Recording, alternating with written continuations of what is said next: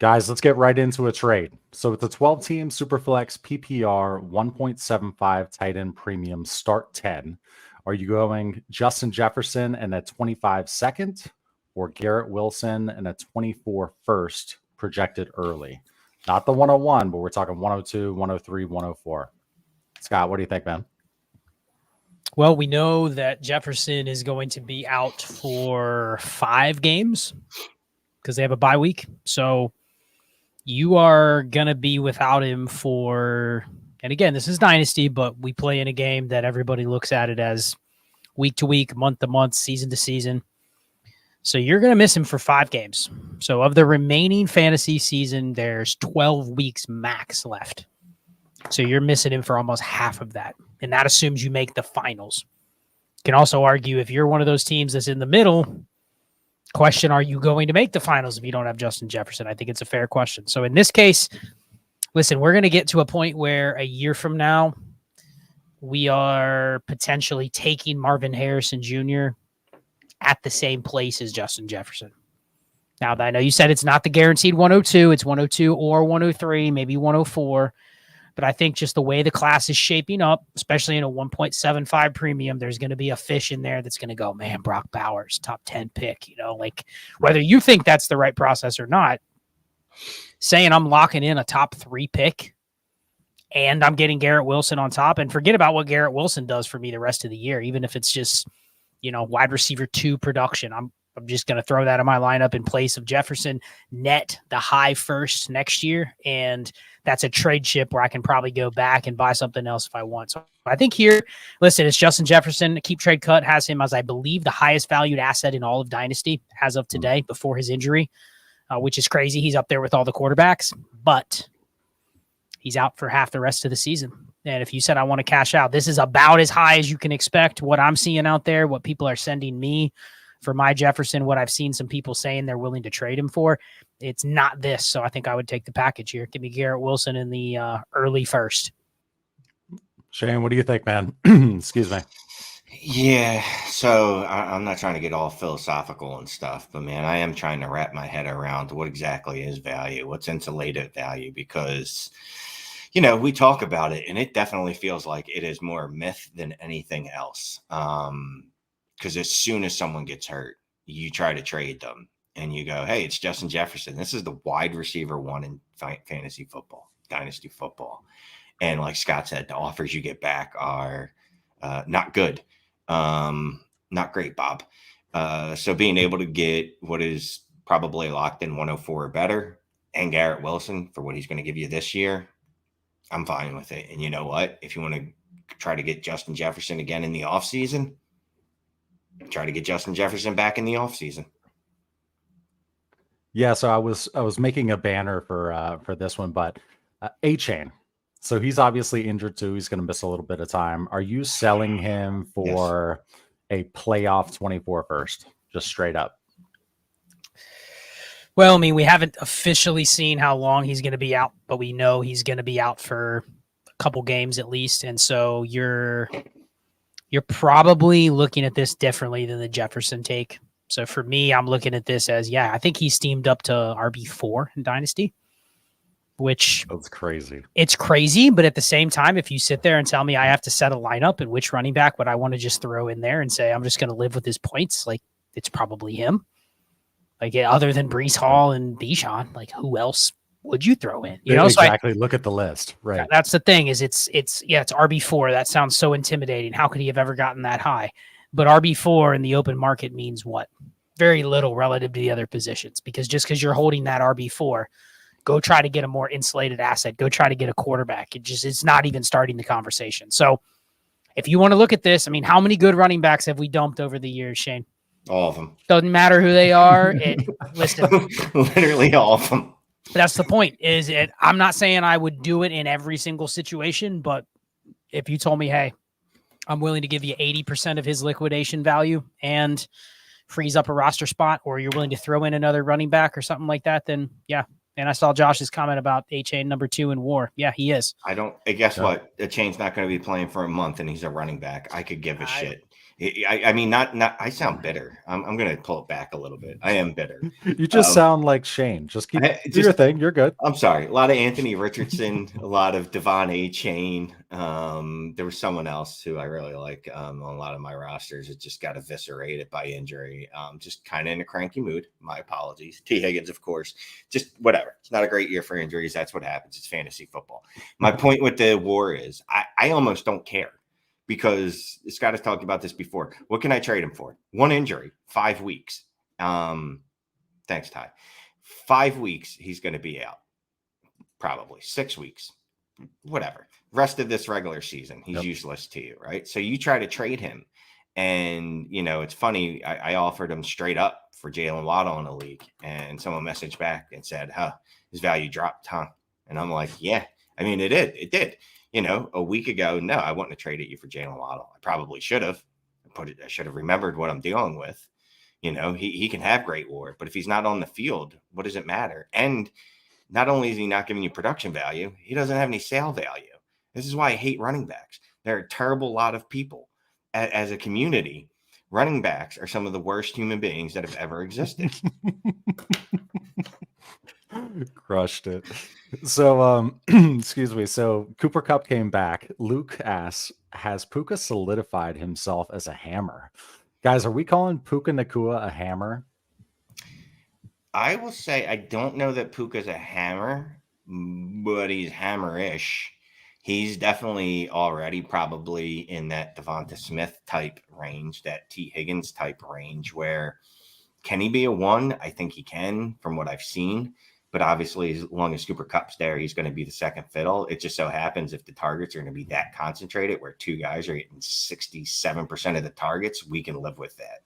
Now, Puka, don't forget, he had an extra 2 points that helped him at the end of the game. He got literally the last reception with no time left for like 15 yards. So 2 points is what it is. But I'd say I feel a lot better about Puka after he had a down week and came back and was good. And then this past week, playing well with Kupp. Yeah, I mean, here's the thing. You mentioned those other names in there because, and just sneak peek, but this will be coming out soon on the DD website, talking about just a new way to kind of view the receiver position. And it's not necessarily who to determine is at the top, because I think we already are pretty good at that. It's also not to determine who the roster cloggers are at the very bottom, the weekly pickups that people will grab, the Khalif Raymonds of the world. Like, everyone knows those are roster cloggers. They may have a game where you could maybe squint and start them, but it's the everything else in between. And one of the points I made in the Discord earlier, I recorded a voice message, but to the bigger picture with a guy like Puka is once you've established that a receiver belongs in that kind of like mid-tier, it is navigating that mid-tier during the season, keeping up with a lot of the data that's put out there weekly. Shane does literally an article every week that's hitting on a lot of these players. My article from yesterday talked about the same stuff, but navigating that wide receiver, I don't know, call it 8 to 40 range, not just from a production perspective, but also from a value perspective, and trying to find the spots where, man, you look at the top and you look at some of the guys that thus far this year and even last year, but you just take their cumulative numbers and you go, man, they're living on names. Jalen Waddle, Devontae Smith this year, T. Higgins, but especially Waddle. Is CD even living up to his name right now? I mean, so the difference between CD is he has at least 1 year that he posted last year that was in the upper echelon. Those other guys have never posted anything in the upper echelon. Jalen Waddle has not. T. Higgins has not. They're good. But then you look at keep, trade, cut. Jalen Waddle's still wide receiver 9. He hasn't performed to that range for a year and a half. Yet the narrative is, oh man, we'll wait till Tyreek slows down and look at the offense. So the point is there is places where you can, there's places. I want to quibble because I like to quibble and I'm in a bad mood and I kind of want to argue. I mean, Jalen Waddle was wide receiver 15 as a rookie and wide receiver 12 last year.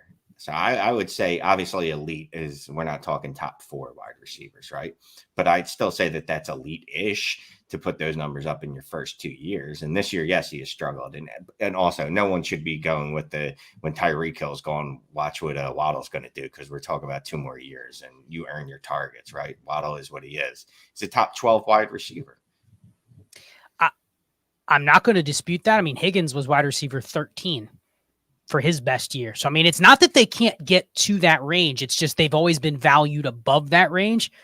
Yet there's other players that have been in a similar range, but they've never gotten to that value. So there is some bias that's built in. And the whole point of this conversation was the question was about Puka. Why isn't he in as Shane disappears for some random reason?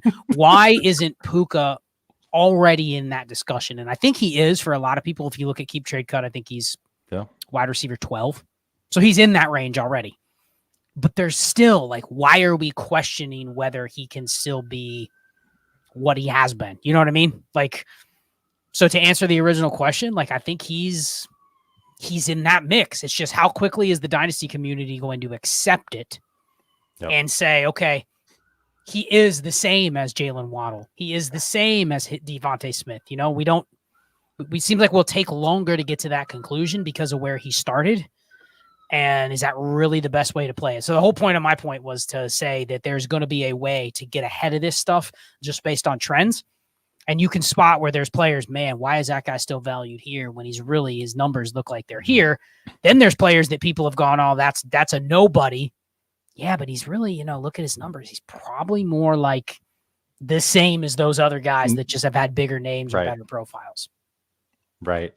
So let's put this one up here. I just had it. Here we go. Weird question that always gets Shane to start on my behalf.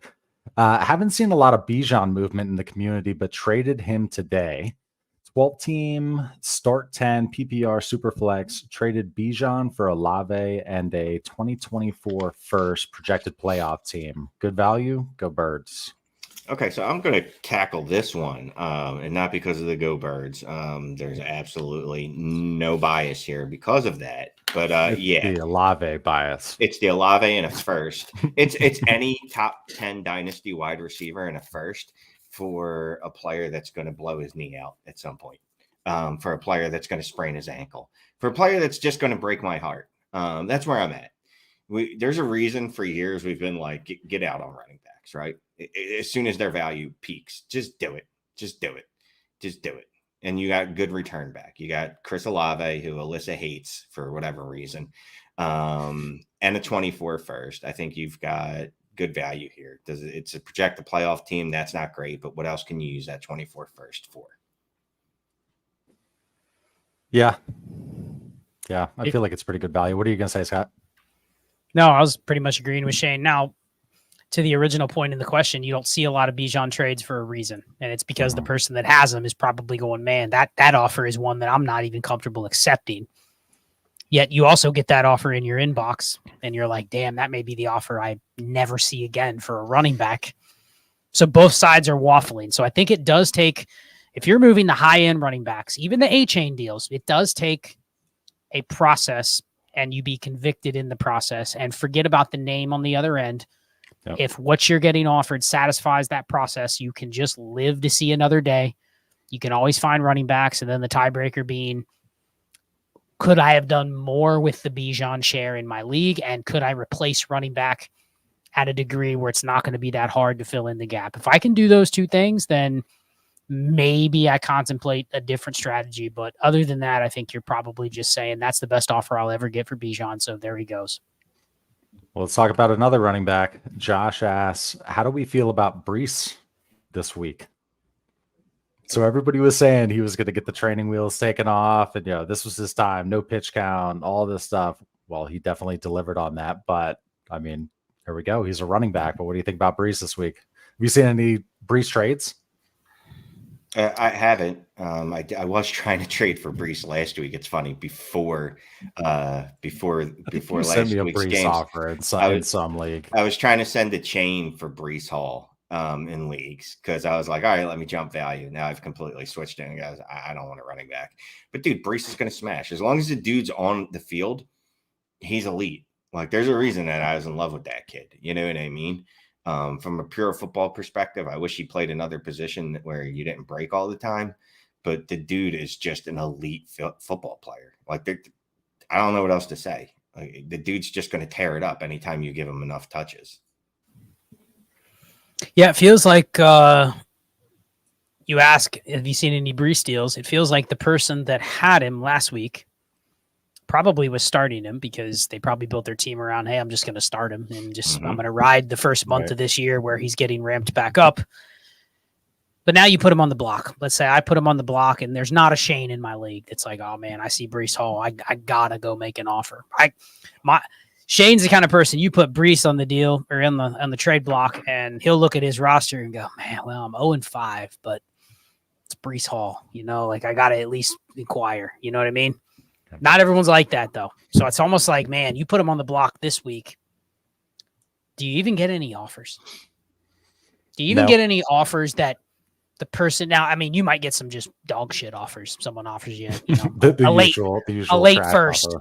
first and Rashad White or something like that, or something where you're like, okay, that's just two pieces that are just occupying spots. But it feels like when you go put him on the block now after his big game, the people are just like, I'm never going to even be able to get in the ballpark of what you'll actually accept. So you don't make an offer. So I kind of wonder a player like him after the game that he had, this isn't even the week you see any trades. The only people that are trading for him are the convicted ones that go, all right, he is the 11th most valuable player right now in Dynasty or whatever the hell it would be, the 6th most valuable skill player in Dynasty or whatever. And I'm going to pay the price that's above that. That's the person that trades for him, and I doubt that's anybody listening to this show. Yeah, I mean, here's the thing with these running backs when they come off these monster weeks, and I actually had tried it with a chain for a couple weeks. You should be trying to move them. You should be the aggressor because there are too many people, or not too many people, but there are a lot of people that are sitting going, I don't want to send out an offer for a running back. I don't know what a good offer is. Like Scott was saying, like, are they just going to laugh at this offer? Dude, just send those offers out. Honestly, that one we just saw for Bijan, that offer we saw for Bijan, or that trade for Bijan where it was Chris Olave and a 24 first. Go send that same iteration for any running back and any wide receiver in a first. Devon A-Chain, a wide receiver in a first. Jahmyr Gibbs when he's playing football again, whenever that might be, and a first and a wide receiver. Clay, you're 0-5. You have Breece Hall. Are you taking this deal? Gibbs in the second. Yep. Only if seconds were really valuable in the league. Start 11. Start 11. Okay. Start 11, it's close. I'd probably first try to get a different type of trade, get a Gibbs level wide receiver in a second, as opposed to a running back in a second. But it would be tempting. Let's forget any alternatives. You're 0-5. You're looking at your Breece Hall going, man, if I don't sell him this week and he gets injured next week, then I'm eating him for the rest of the year. I guess my question for you is if you take this trade, do you have, because you're then going to be looking, okay, how do I flip Jahmyr Gibbs, right? You know what I mean? Yep. Can you even flip Jahmyr Gibbs? Or do you have to wait for his game? Do you know what I mean? Like you got to have a cascade idea in your head. And if you're just going, man, I'm now stuck with Jahmyr Gibbs, who's also a running back, then what? Like you kind of got to know your league and you got to figure, all right, if Gibbs has his game in 3 weeks, can I go flip him for another deal like this and just keep doing it and building value? That's the only way you really even want this type of trade, right? Would you give Breece in a 24 second for Gibbs in a 25 first? Yes. 25 first? Yes. Shane heard like first and goes, yes. And then he goes, wait a second. What do you think about that one, Scott? Breece in a 24 second or Jahmyr Gibbs in a 25 first? I mean, listen, the process says take the first. You just turned a second into a first. And especially if you've been using Breece Hall the last week or two and you were able to actually get some points out of him this year, and now you're trading for Gibbs at, what was it? 4 weeks ago, Gibbs was ahead of Breece in Dynasty. Maybe even 2 weeks ago, he was ahead of him.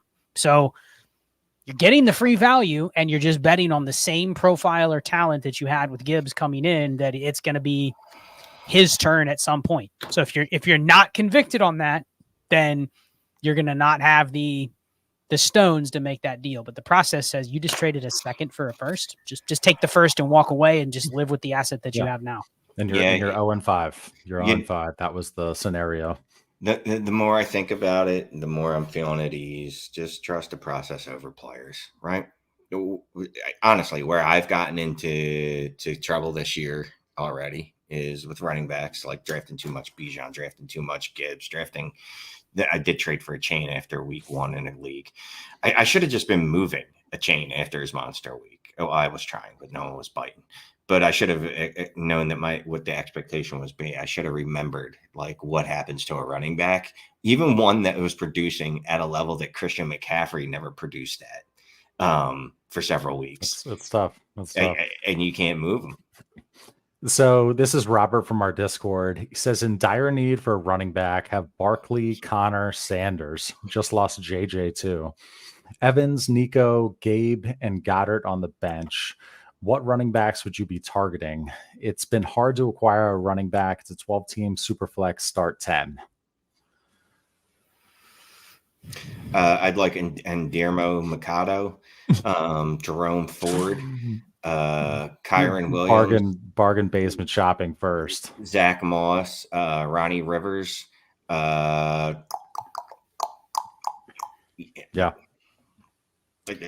Devin Singletary, Damian Pierce. I'll tell you what, Damian Pierce is Isaiah Pacheco. Those are two guys that Pierce hasn't produced this year. So you can get them cheap. Pacheco has, and you could probably still get them at a decent value. Yeah. Did he say if this was a dynasty or a redraft question? Dynasty. Okay. Because it's a redraft question, then I'm kind of like, you're kind of screwed if you lose Jefferson. I think with dynasty, here's the thing. In a 12-team start 10, some of the names Shane mentioned, like you look at Damian Pierce or Jerome Ford. I mean, those guys are replacement level players. Like I can literally get the Deontay Foreman this week, and I don't care who I have between those. So give me I can live with the bottom of the barrel running backs, but where the strategy really gets tough is when you lose the core high war players in your lineup already, right? Like if you have a team that had Anthony Richardson, I just had a team that lost Jefferson and Richardson. It's built very slim at running back. It's built where it's a start 11 and I'm just rolling out any two live bodies that I don't even care what they give me. If they can give me 10 points combined, the team is winning. Now the problem is I just lost Richardson and lost Jefferson, who were carrying those other portions of the team that allows me to start Josh Kelly and he gets 5 points, or AJ Dillon and he gets 7 points, and I'm Jalen Warren or something like that. And somehow I'm still winning. And people go, how the hell are you winning with those running backs? Well, it's because you have the right structure around them. When the structure starts to crumble, though, now it's like, okay, do I have to go pay up for points, knowing that the Jefferson deals are few and far between in terms of what you're actually willing to trade him for? So I think you have to do a hard look at your teams and say, all right, if I'm 3-2 and I just lost Justin Jefferson, and I also have any running back on a 53 build where I'm praying for Jordan Mason to get a spot start or Chris Brooks, you know what I mean? Like those types of teams, you kind of got to examine, like, is the loss of a guy like Jefferson or the loss of a guy like Richardson too much for me to overcome this year? I mean, maybe you take a stab at just trying to stay afloat, but can your team go the other way? Can it actually go towards the bottom? And I know a lot of people maybe don't have enough leagues where they're just as willing to punt a team to the future, like maybe Shane and I are. But I think you got to examine really what your structure is instead of just chasing running back. Don't go spend all your capital on fill-in running backs and then go, man, I bought Damian Pierce and Jerome Ford and I paid a 25 first. No. I don't want anyone no first involved. Yeah, I don't want anyone thinking I'm okay with that. No. But here's the thing. If I'm selling those types, I want to sell somebody on, you know what, Shane, you want to buy my Jerome Ford? How about you also buy my Derrick Henry? And you give me a first and a second. Like, I'll give you everything, but you give me quality. I don't want just cheap stuff. And if the market is just cheap picks, I'm not buying Damian Pierce for a second and a third. I'm buying DeMercado for a third because I'll start him over Pierce, and I really don't care. They both are bad. Give me just the 1 week option for a third. You know what I mean? Right. It's a tough situation if you've also lost like a Jefferson or a Richardson on one of these 0 RB teams. Yep. Shane, we'll start with you on this one. Brian, thanks for the super chat. 1 of 2, stuck in the middle. 12-team, super flex, start 10, half PPR, no tight end premium. Expected to tank, but I'm 6-4 as Goff, Bryce Young, Dobbs, Will Levis, Bijan, Spears, Kendre, AJ Brown, DKT, Puka, Dell, Addison, Pitts, have 324 firsts, 2 or top 3 lotto picks currently, 4 seconds, and 225 firsts. Buy or continue to sell. Inbox offer of DK and Levis for a 25 first, which he's confident that is a top 3 lotto pick because the team doesn't have any assets. That was the third. I'm sorry, he's getting a 25. He's giving, he's giving DK and Levis and getting a nice 25 first. Let's go back to the beginning of this roster, please. Stuck in the middle. I'm 6-4. 10 games. Okay. Goff, Young, Dobbins. DK. Oh, I'm selling DK. Yeah, I'm selling DK right here. I've already got a Puka. I've got an Addison. I've got an AJB. I've got a T. Higgins. I've got a couple of guys that are basically not AJB, but DK, T, Puka, all in that same range. Let me sell from, like Scott likes to say, from my excess. It's a half PPR too. Yeah, which would be Demerclin. Is that his name? Demerclin? I don't remember what DK stands Demercado. for. No, DK. It's Demercado Metcalf. DeKalen. You always used to call him DeKalen. DeKalen. That's his name. Yeah. DeKalen. Thank you. So I'm making this deal. Yeah, and I could care less about Will Levis. You're free in a roster spot. Go pick up a running back that you can hopefully flip to someone when another one gets injured.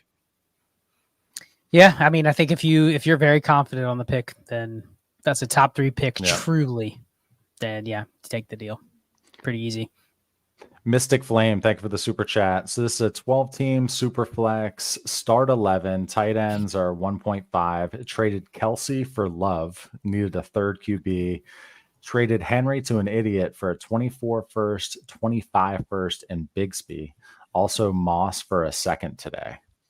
Okay, so traded Kelsey for Love. What do you think about that?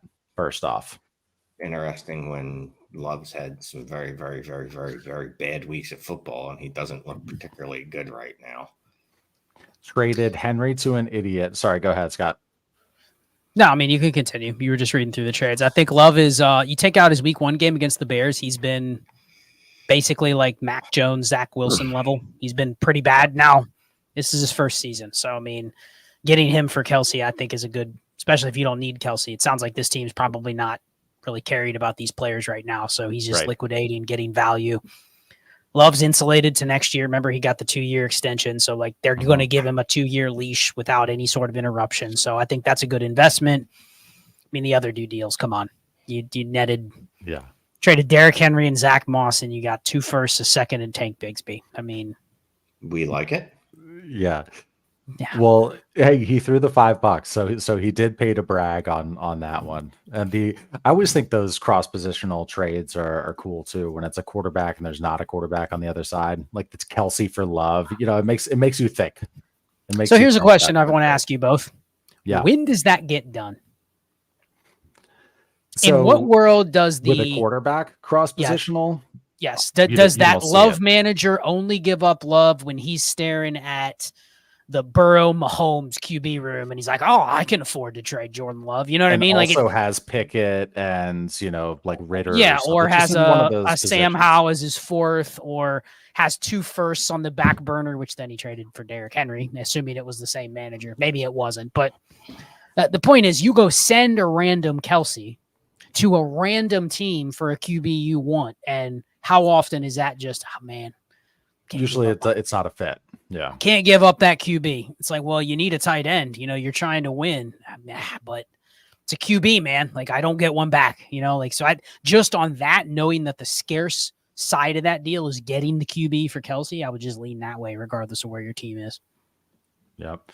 So inbox offer from really early this morning, Ryan, 10:55 a.m. Thanks for hopping on here. Let's see if it's still in his inbox.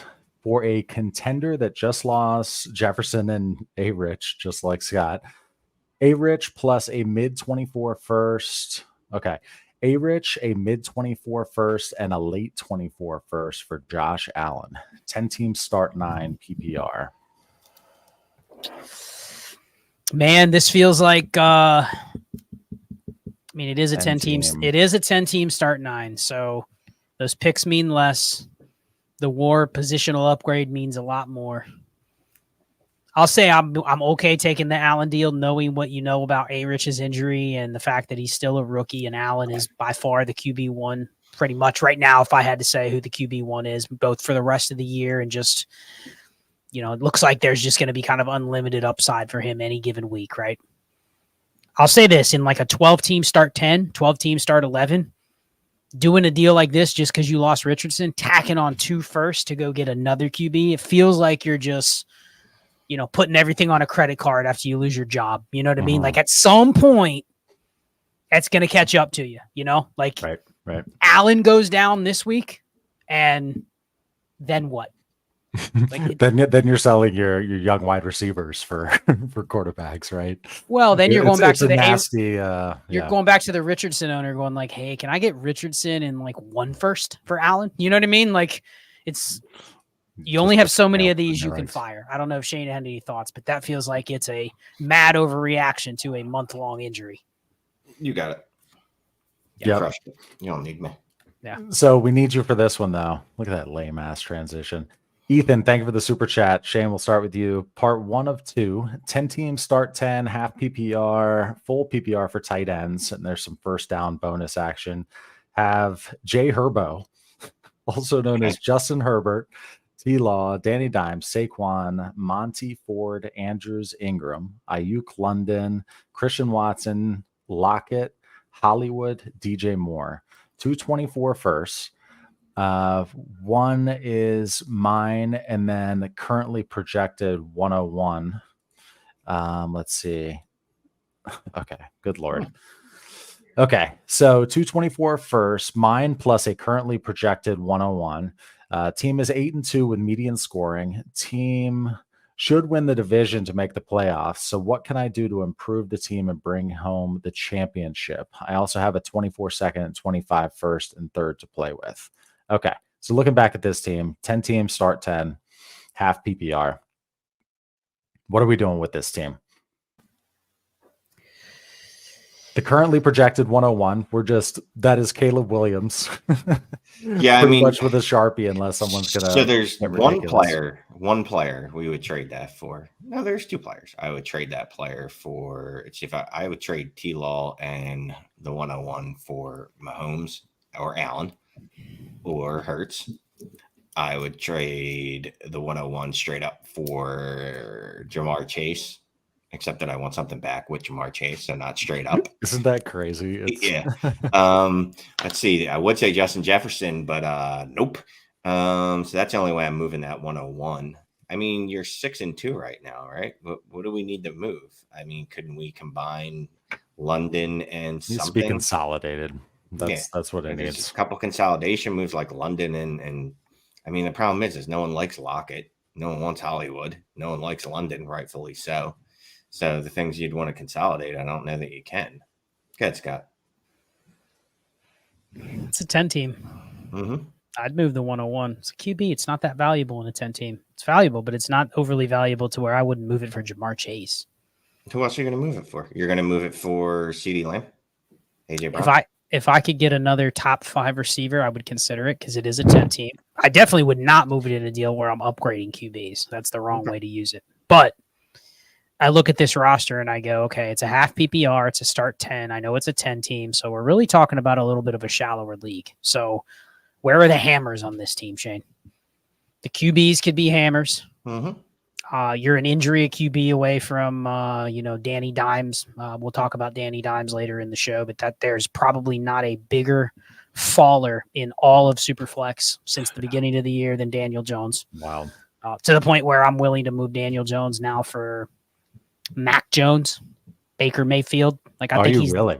I moved him for midseason degenerates, which you left. I moved him for Mac Jones, a 3rd and a 4th. I think the narrative on Daniel Jones is, if you think the Giants are picking high in the draft, they're replacing Daniel Jones, which means he's probably moving. And he's the kind of guy that if he moves, I mean, did anyone like Daniel Jones before the season?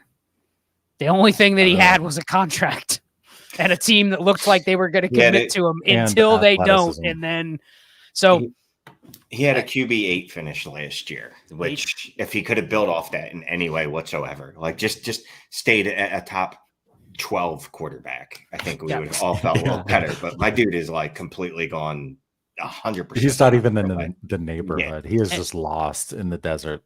And back to that roster, I mean, there just weren't any hammers in there. You know, you're talking about guys like Ayuk and DJ Moore and Hollywood Brown. Those guys are great. You just start them and you hope they produce like they did the last couple weeks. But if they don't, you know, like I was going to ask Shane this because we didn't have a question on it, but can you trade DJ Moore for any more than you could have before last week? I sincerely doubt it. You can trade him. Exactly. He has like a market. Someone will buy the market him, is open. but they'll offer you his price that you would have wanted last week. Mm-hmm. And the person that has him is like, dude, he just put up 49 points. Like, I need to get a little bit of a profit. But the reality is not really. Right. It's he's a receiver. Next week he could go for 10. And then the week after he could go for 30. Like, that's who he is. That's the range that he's in. I think that's the problem with that team that he rolled out there was it's Herbert, Lawrence, and I hope a couple of these guys spike. Then that's what's going to, and that's not a team I want to bring into the championship. And then the last thing, I'm worried about Saquon Barkley. Like, what's he coming back to? The worst team in the league that's going nowhere but the bottom. And this is a guy they already skimped and wouldn't pay and has a high ankle sprain, which already limits players. I saw a thing where it's going to get higher.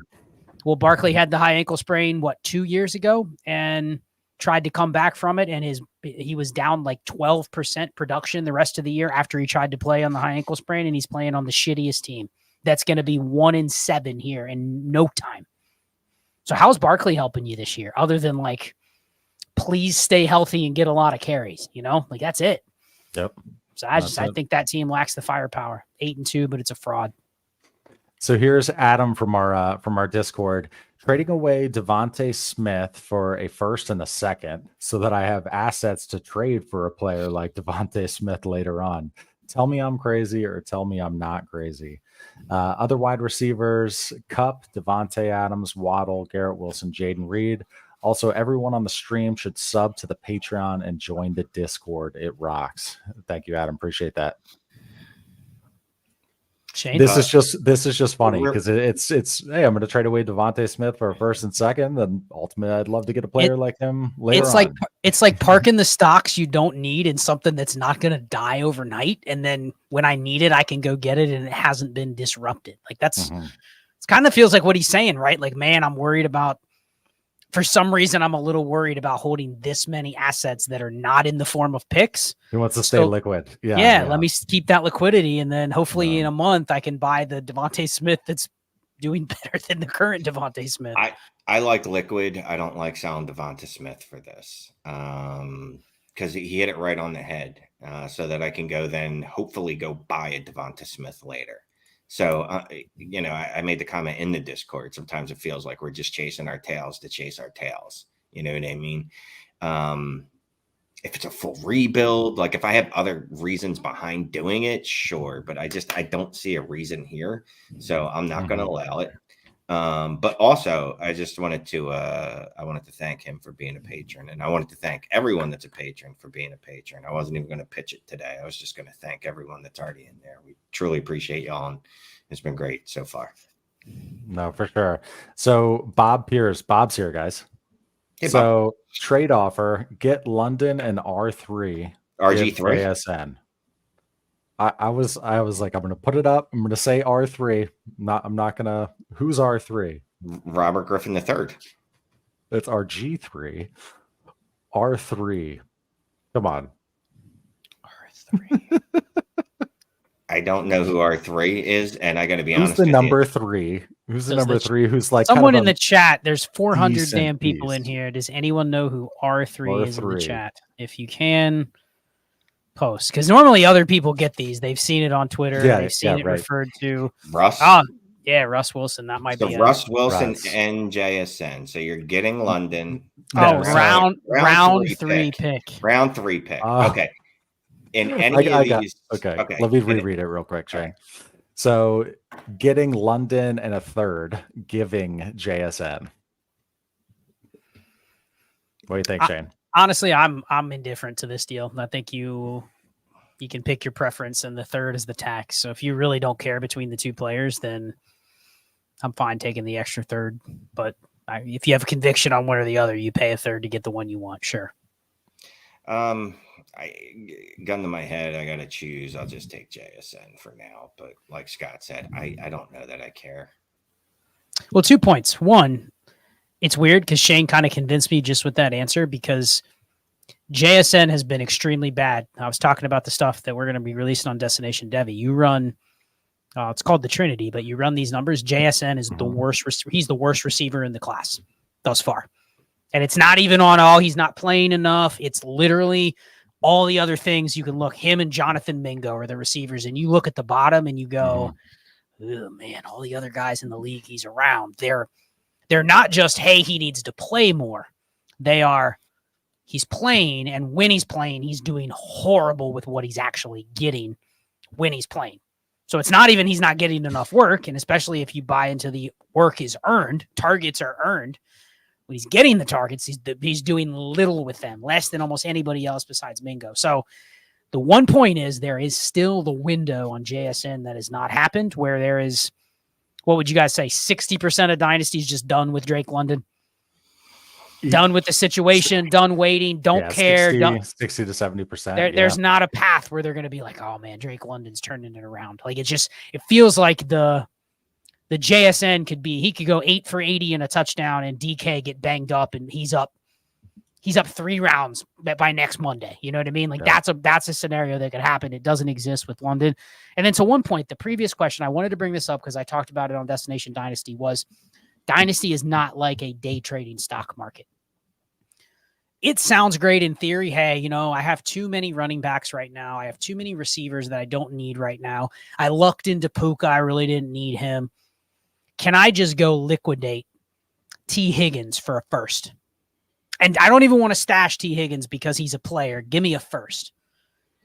With the idea that later I can buy another receiver that you're hoping is better than the one you traded away, right? Or at least I can wait a month, see who's producing, and then buy that for my pick. But this isn't like a stock market where I can just click on an app and go buy. That's the price, and it's automatically available if I'm willing to pay the price. If you liquidate a guy like Devontae Smith for picks, you need somebody on the other end to sell you what you want for those picks. If they're stubborn and they just go, no, I'm not interested, now you don't have the flexibility of the picks because the market isn't what you thought. So if it was like a stock market, all of us would just turn in our stocks that are pointing downwards and go, why the hell would I hold Devon A-Chain right now? His stock's about to plummet 30%. Give me the liquidity. Give me a couple firsts or give me a first and a second for A-Chain. I'll wait till he's healthy. Then I'll just go buy A-Chain back when he's off the injured reserve. It doesn't work like that. You need other people to agree to these deals, which is why it's not like a stock market. So just be aware of that when you're just liquidating to liquidate. So like this is great. Go ahead, Shane. It's ruined by other people. I was just going to say, so it's like the rest of life. Basically, yes. Other people ruin it. I got you. You need other humans to work together, Shane, or things don't happen. That's how wars happen. And, a lot of bad things occur when humans can't get along. It's just like dynasty trading. So Dalton Solano has a question, and his is the best because it's Shane. His avatar is Shane. Yo, guys, Addison price check with Jefferson out.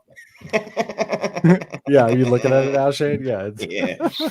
I'll say this. You should have been buying Addison before Justin Jefferson went out. I have Addison, so if you want him from me, I want a 24 first and Rashee Rice.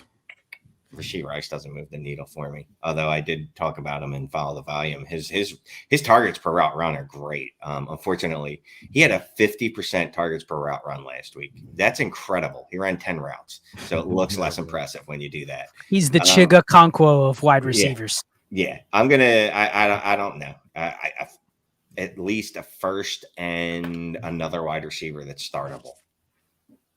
He's up, I believe, 5 spots in Keep Trade Cut. He is now close to the top 12 in Dynasty, just based on the fact that his cohort is not there anymore, at least for the next 5 games. So he's being priced now. I don't want to say he's basically Devontae Smith and Jalen Waddle and Puka Nacua. He's in that situation, even though he has never produced close to what those 3 have.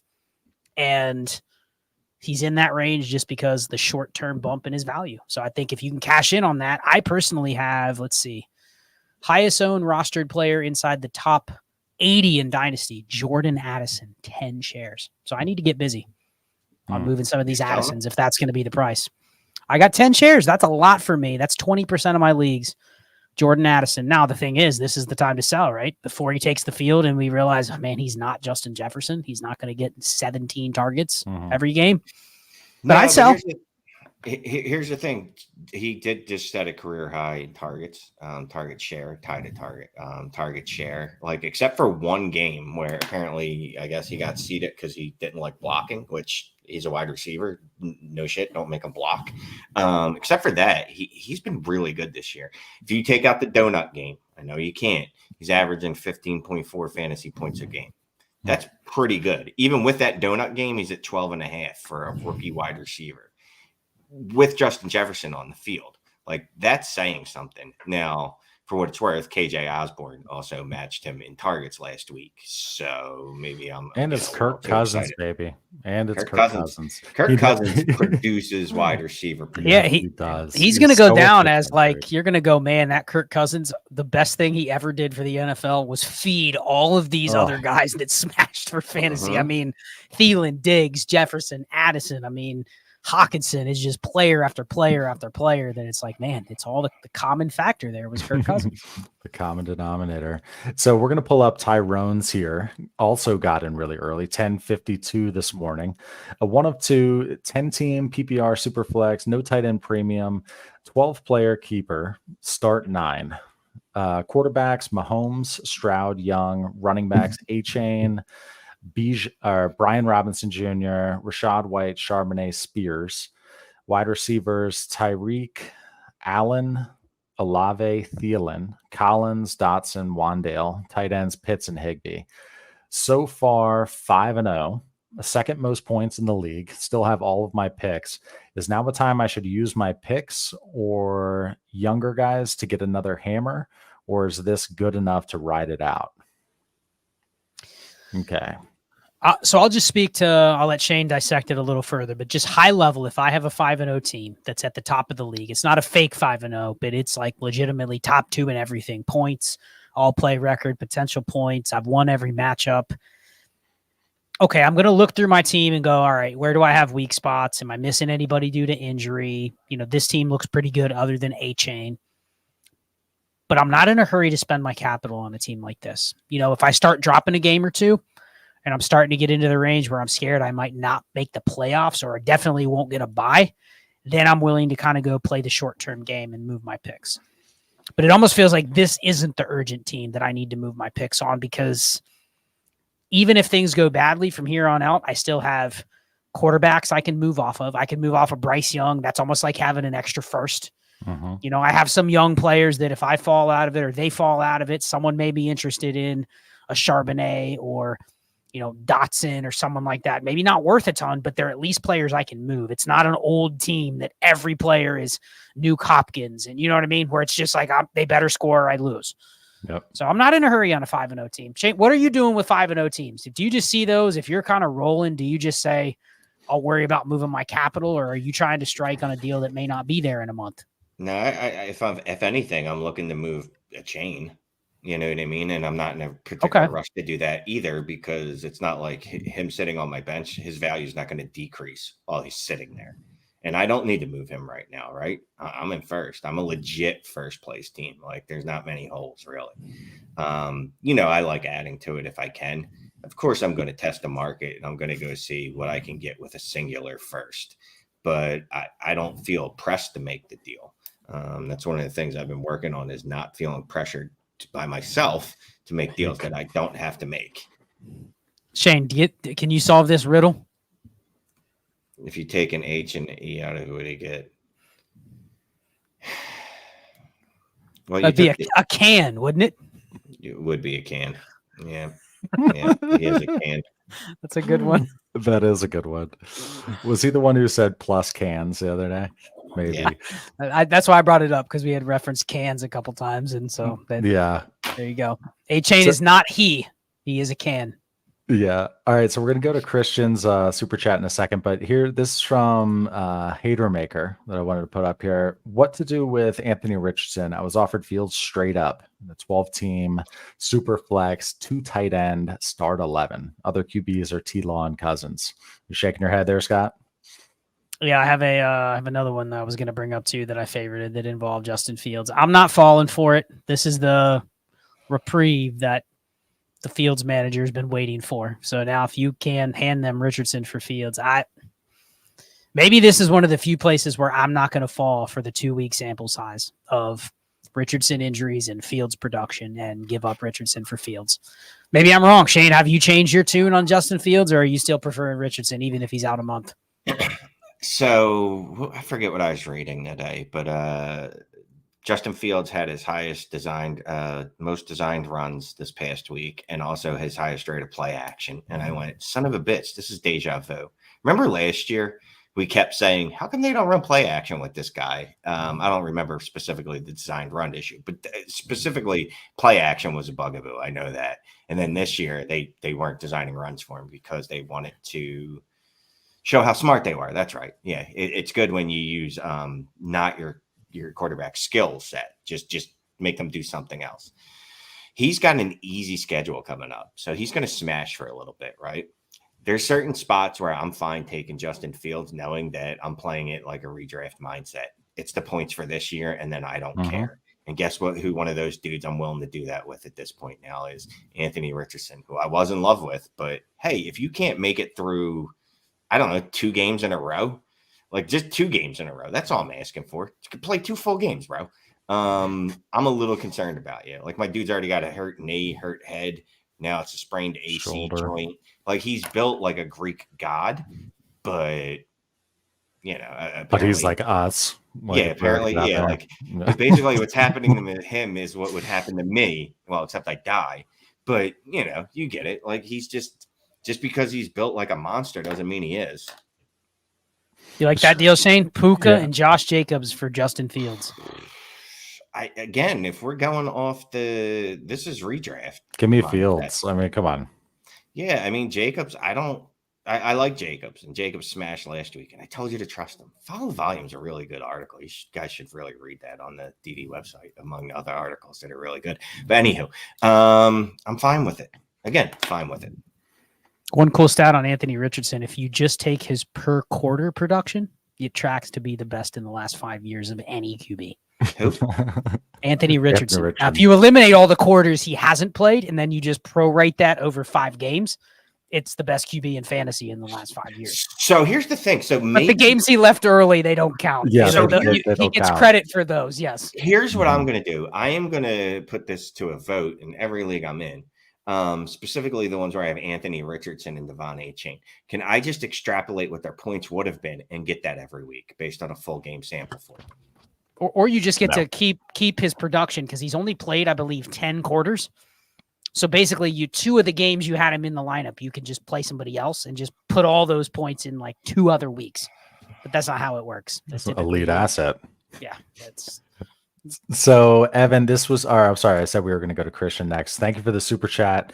10-team Superflex, start 9, 0.75 PPR, 1.25 for tight ends. Anthony Richardson, Kyler Goff, Bijan, Olave, London, Puka, Christian Watson, and Cans.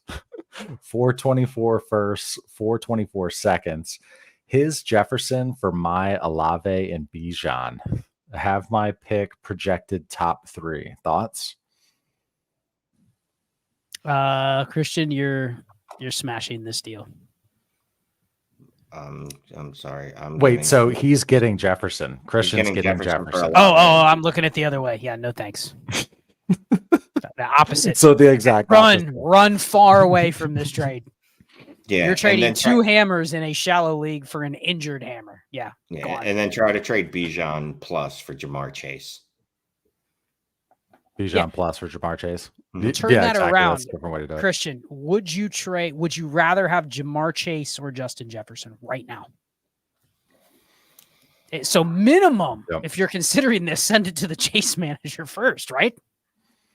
Yeah, I saw that. I saw that poll that you put up, Scott. What was the finish on that? Because when I voted, it was if you were what was it? If you were a 3-2 team, you remember the tweet. So what was that poll? Let me pull up the poll and I'll just share it with everybody because it got a ton of engagement. And When I I was voted, it was 50-50. When I yes, voted, there was like 1,200 votes. it ended up. I believe it ended up extremely, extremely close. So it was. Oh, come on. I got to go back before our. Ask another question, then I'll pull it up here in a second. Yeah, I'll pull this one up here from Evan. He says, I'm starting to lose enthusiasm for players I have like Dak Prescott and Deshaun Watson. Is there any way you guys would be looking to pivot off of these guys, even if top 8 QBs are unobtainable?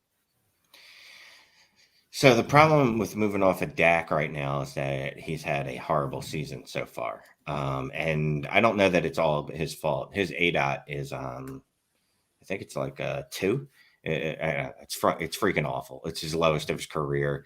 But and as I've seen pointed out on 17 different podcasts and 14 different articles today, he's been in a lot of weird games, but it's true. He just hasn't been in a position to throw in a few of the games, like the New York game. And then this last week, well, that was just an abomination.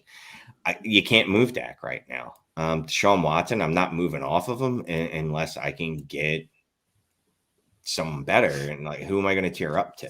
You know what I mean? Like, what am I going to add? I don't want to add another asset to Watson just to tear up. The only good thing about Dallas is they have had an interesting schedule so far, but then their schedule really opens up. I mean, they get the Giants, the Panthers, the Commanders, the Chargers. Like, they get teams you can score on. But the only game that sticks out to me, because if you look at Dallas's neutral pass rate, it's not where you'd want it to be. The one that scares me, that you just wonder, how the hell did they get beat down and couldn't throw the ball on Arizona? Yeah, that was a weird. That's the one where you're like, all right, I can understand the first Giants game. They just swallowed them. There was no reason to even throw the ball one time. You know what I mean? Then you had the Jets game and you had the San Fran game. Like, those are weird games, but the Arizona game would have been the one where I'm like, all right, Dak went for 303. I can feel good about this one. You know what I mean? But like, they scored 10 points and they got blown out by Arizona, who looks to be a bottom 6 team in the league. Even the Commanders managed to beat them. That was looking close. To the original point, though, you can't pivot off of Dak. The pivot options to Dak are like, hey, you want Kenny Pickett? You want Russell Wilson, who's almost the same thing as Dak. I mean, it's all options where you're going like, okay, I don't feel any better about that guy.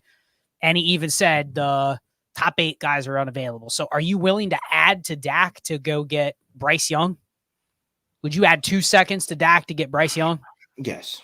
Okay, that's the type of pivot that you may be able to make because the person might be feeling a little squeamish on Bryce Young. But if you're trying to go, would you add a second to get Jordan Love? No. Because I'm just not a fan. Everyone else I'm going to tell you is a pivot to Jared Goff, Kirk Cousins. You're like, okay, do you feel any better about those guys than Dak?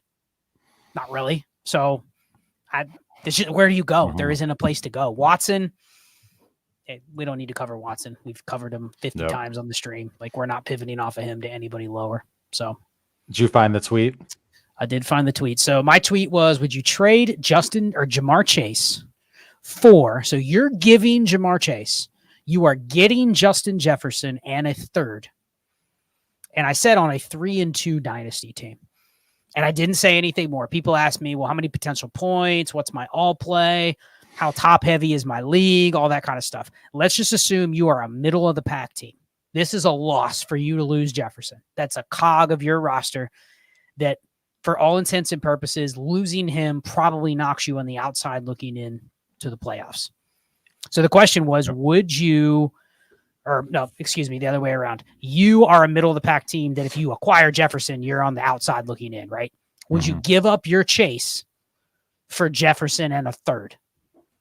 No. And you're eating the loss of Jefferson for the loss of Chase for 5 weeks. You're acquiring the injured Jefferson just for a third. Which way did you vote, Clay? Did you take the Chase side? Chase. Give me Chase all day. Shane, same thing for you, I assume? Yeah. Here's the thing. Like, I could see taking Chase anyway. I mean, even if they were both healthy. A lot of people said that.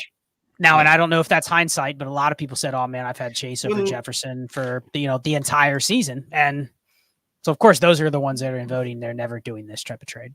Oh yeah, no. I mean, look, regardless of how you had it before, you'd be foolish not to take Chase side now. I mean, the one was wide receiver one was wide receiver two, however you ever ranked, and it's not like it was a wide gulf between them. You know what's interesting? Yeah. So for their careers, who averages more fantasy points per game? I'm guessing Jefferson. I'd have to actually look. That's what I would still guess, even though the way you phrase the question, it's like you're baiting a Chase answer. I'm Ron Burgundy. Identical. Exactly the same. Now it helps when Chase goes for 52 and brings that up about. He probably brought his career average up like half a point in one game, but yeah, they're identical. So if you said I'm taking Chase over Jefferson, like I don't think that's crazy. So yeah, right. Leaky Spaghetti, thank you for the super chat. Shane, we will go to you on this one. 12-team super flex PPR 1.5 for tight end, start 10, failed contender 0-5. Without my first, can't get it back. Give Fields, Godwin, Ramondre, get Justin Herbert. Have Fields, Watson, Jimmy G, Bijan, Ramondre, Aaron Jones, Khalil Herbert, Higgins, Godwin, Cooper, QJ, John, and Goddard. So I'm giving up. You're giving Fields, Godwin, and Ramondre for Justin Herbert. And we're clearly not in the redraft mindset because I'm 0-5. And it would take an act of God for me to make the playoffs. I will make that deal, yes. I saw Ramondre traded today for DeAndre Swift and a second. So, or was it? No, it was Ramondre and a second for DeAndre Swift. Yeah, so Ramondre's value has dropped just a little bit.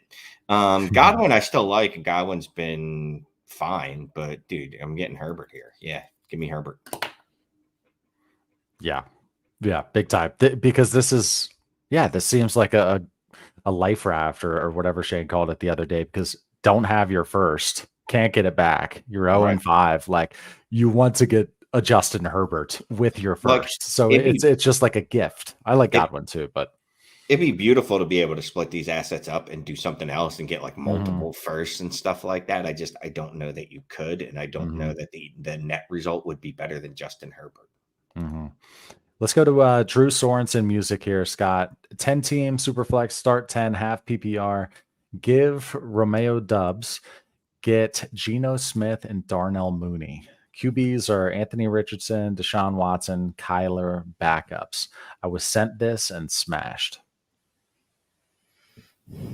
It's a 10-team, so I think it's pretty fair. Darnell Mooney's irrelevant in this deal. I mean, that'd be a guy I'd almost cut in a half PPR. He's actually one of the guys in my tectonic transactions where I said he's wasting a roster spot. So that's a 1-for-1. Dobbs is good too. I mean, he didn't have a great game last night, but I think they only threw the ball. Jordan Love only had 15 completions last night. I mean, it was ugly. So I mean, Dobbs is pretty good, but I think what you do here is if you can take Geno Smith and this allows you to move like Kyler for production, you can get even more. I'd be okay with that.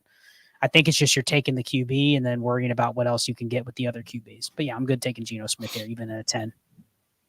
Ooh, how's Clay doing in HQ6 real quick? How you doing in HQ6, Clay?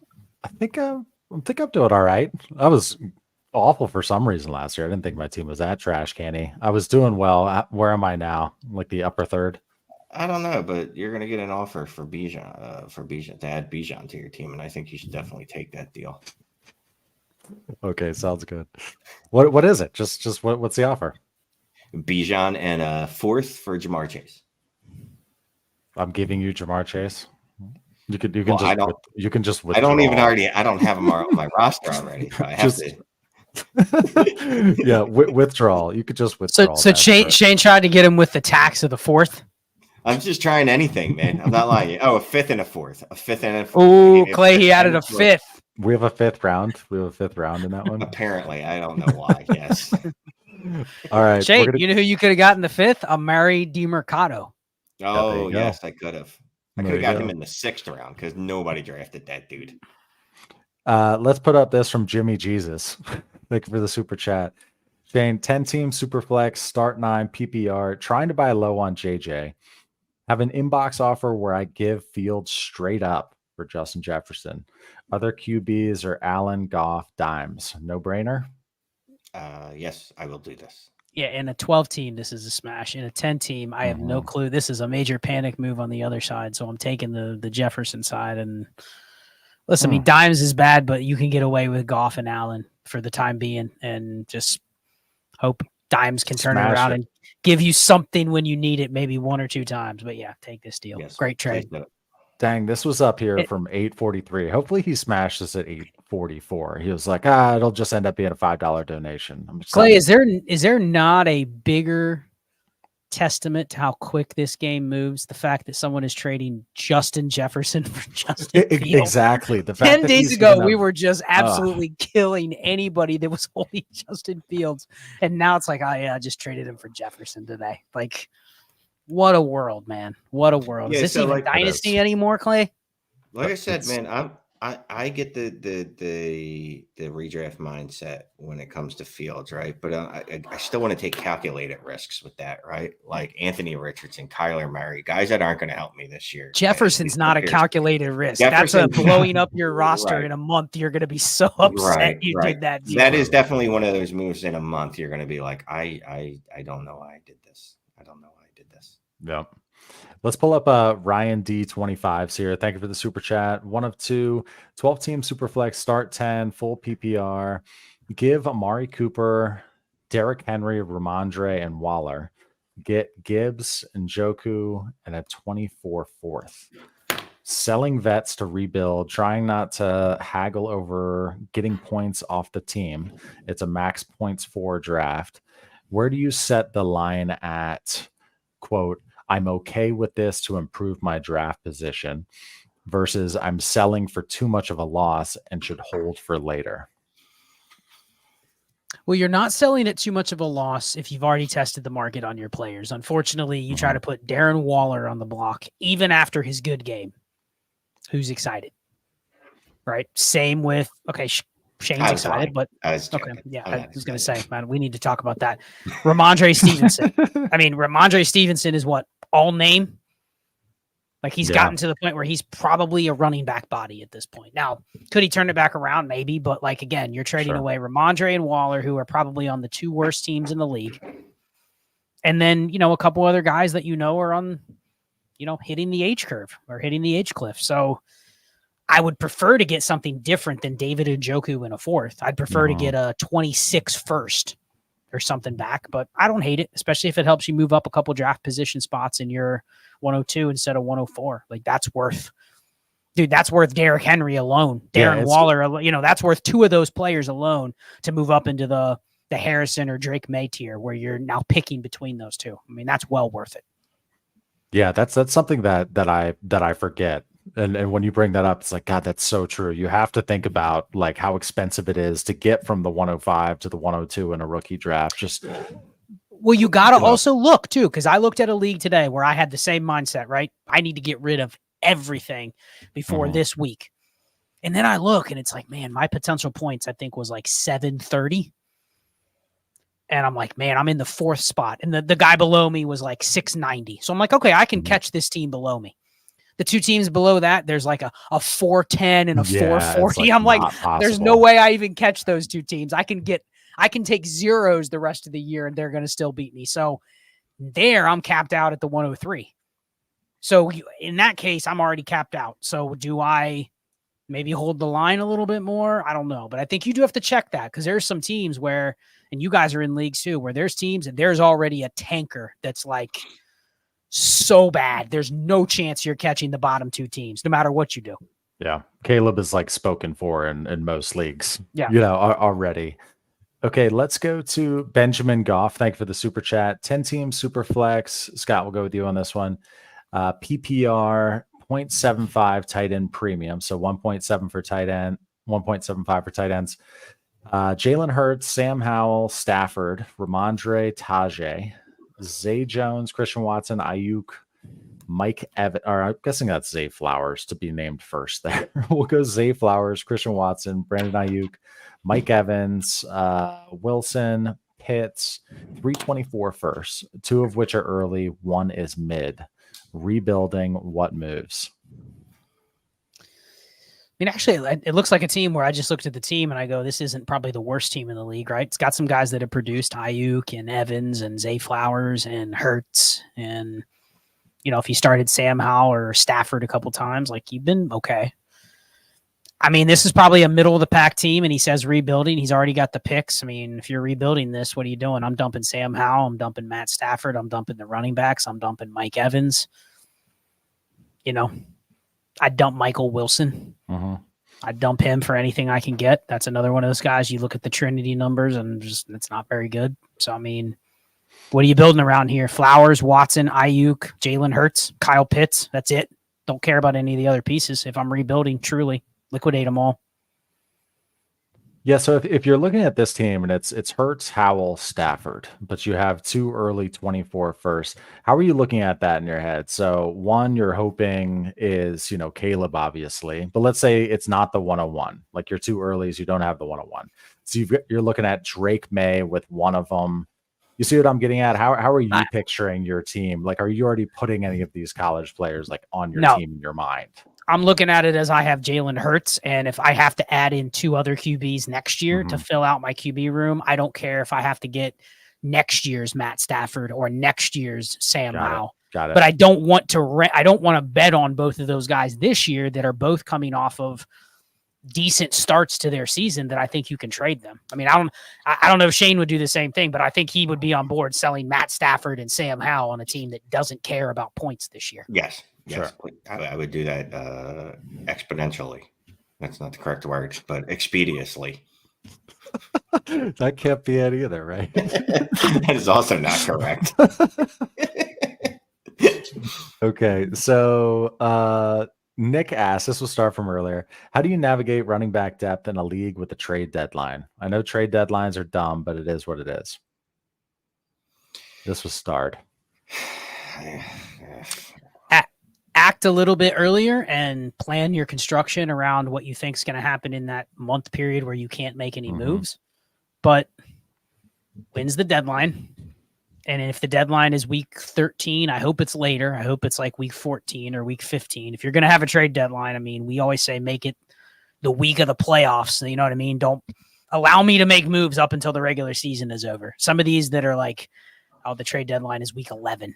That's a month before the playoffs even start. Like you can be completely screwed. So I'm finding out when my deadline is, and I'm playing it week to week until then. That includes running backs. But, you know, the week before the season ends and my trade deadline hits, I probably got to be prepped to have a couple, you know, reinforcements that I know I can't just go get during the playoffs. Anthony, thank you for the super chat. 12-team Superflex PPR start 11 have T-Law, Dak, Baker, Minshew, Garrett Wilson, CD, Puka, Flowers, Godwin, Mike Wilson, James Cook, Josh Jacobs, Freiermuth. Hurts manager is open to a deal. What would you be willing to offer for Hurts? Everything.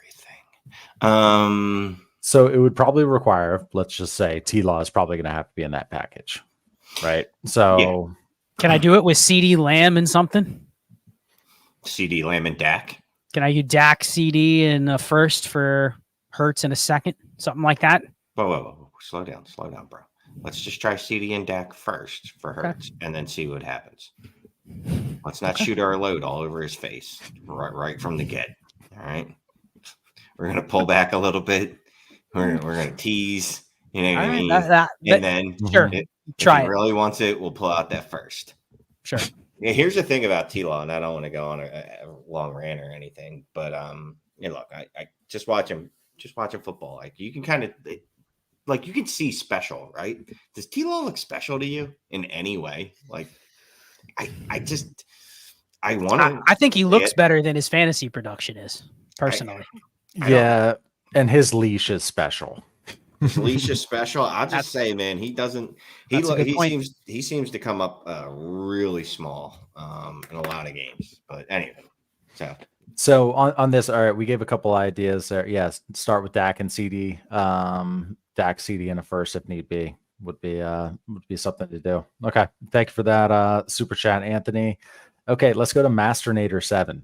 Thank you for the Oh, super. Inbox trade. 10-team start 9 super flex PPR, 6-point per passing touchdown with a 0.5 tight end premium. So 1.5 for tight ends. Howell and Laporta for Michael Mayer, a mid 24 first and a 25 second. I'm rebuilding with Stroud / Collins and a ton of picks. Rebuilding with the Stroud Nico stack. So Package.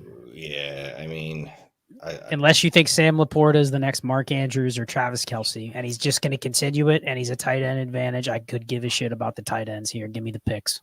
Yeah, I'm going to do this also because I have absolutely no belief in Sam Howell, because regardless of him throwing for 600 yards last week, he is still a pile of garbage.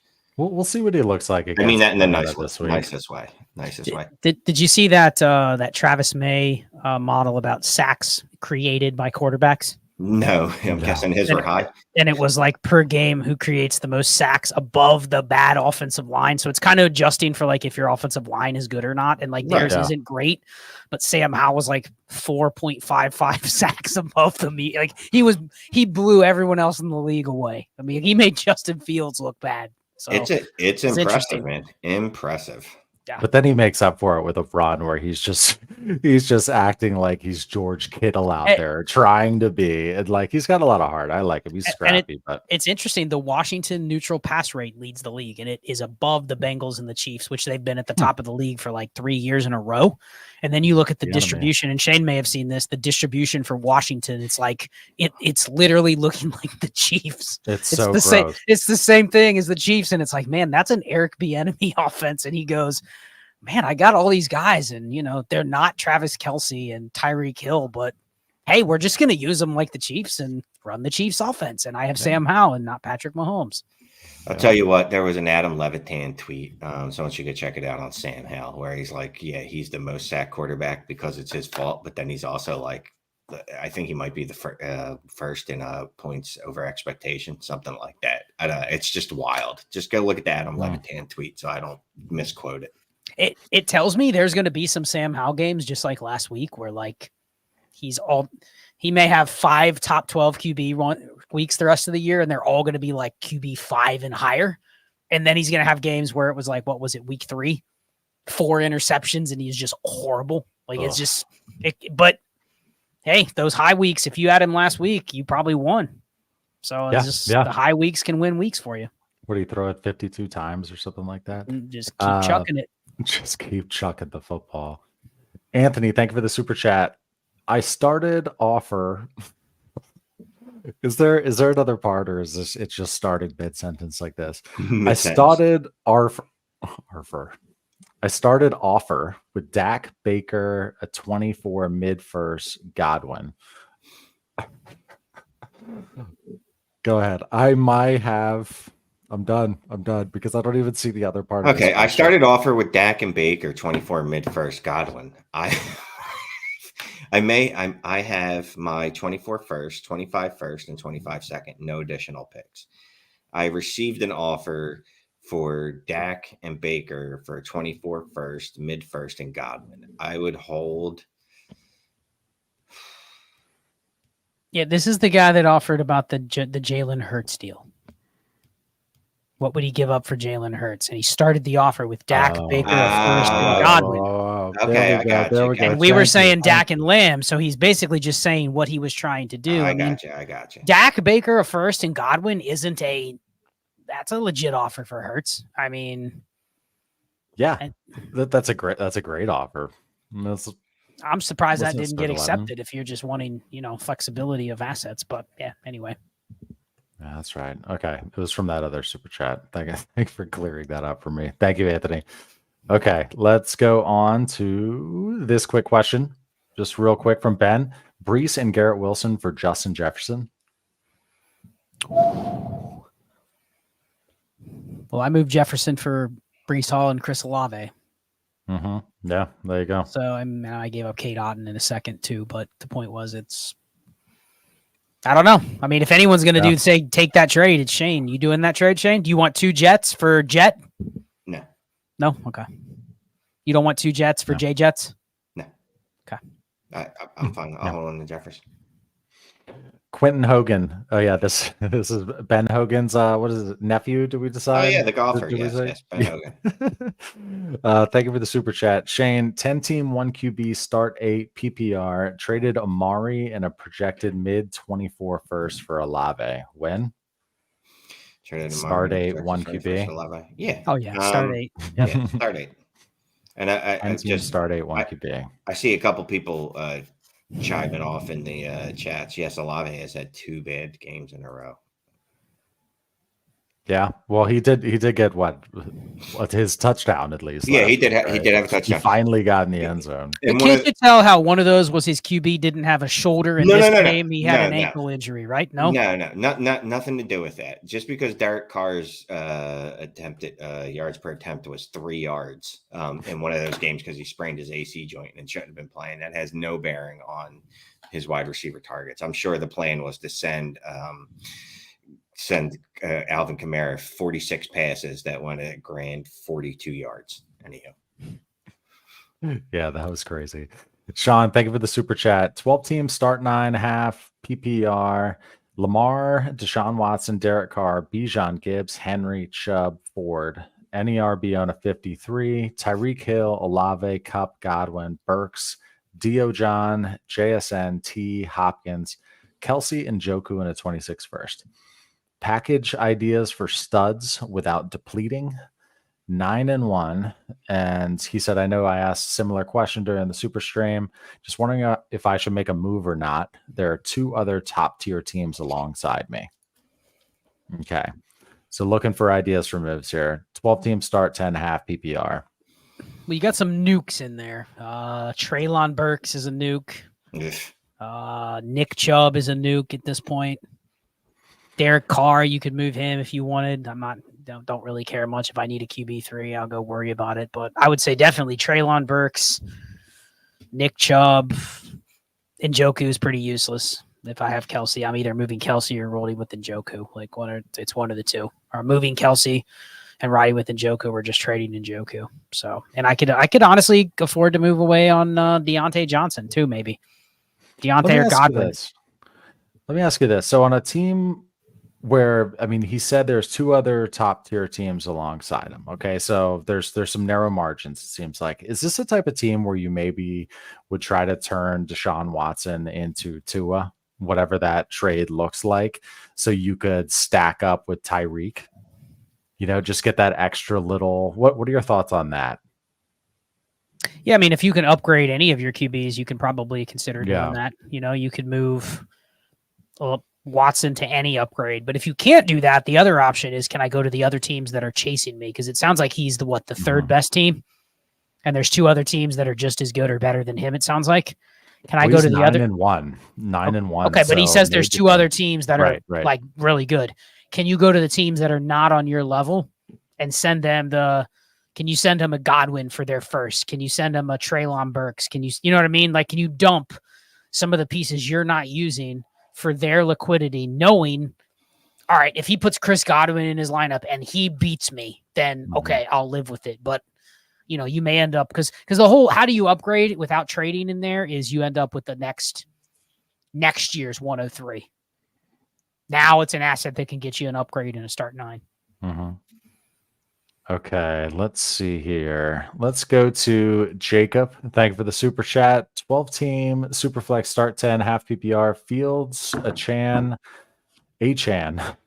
Miles Sanders, and Herbert, a third Herbert. Sanders, fun fact, is getting cucked by Chuba Hubbard.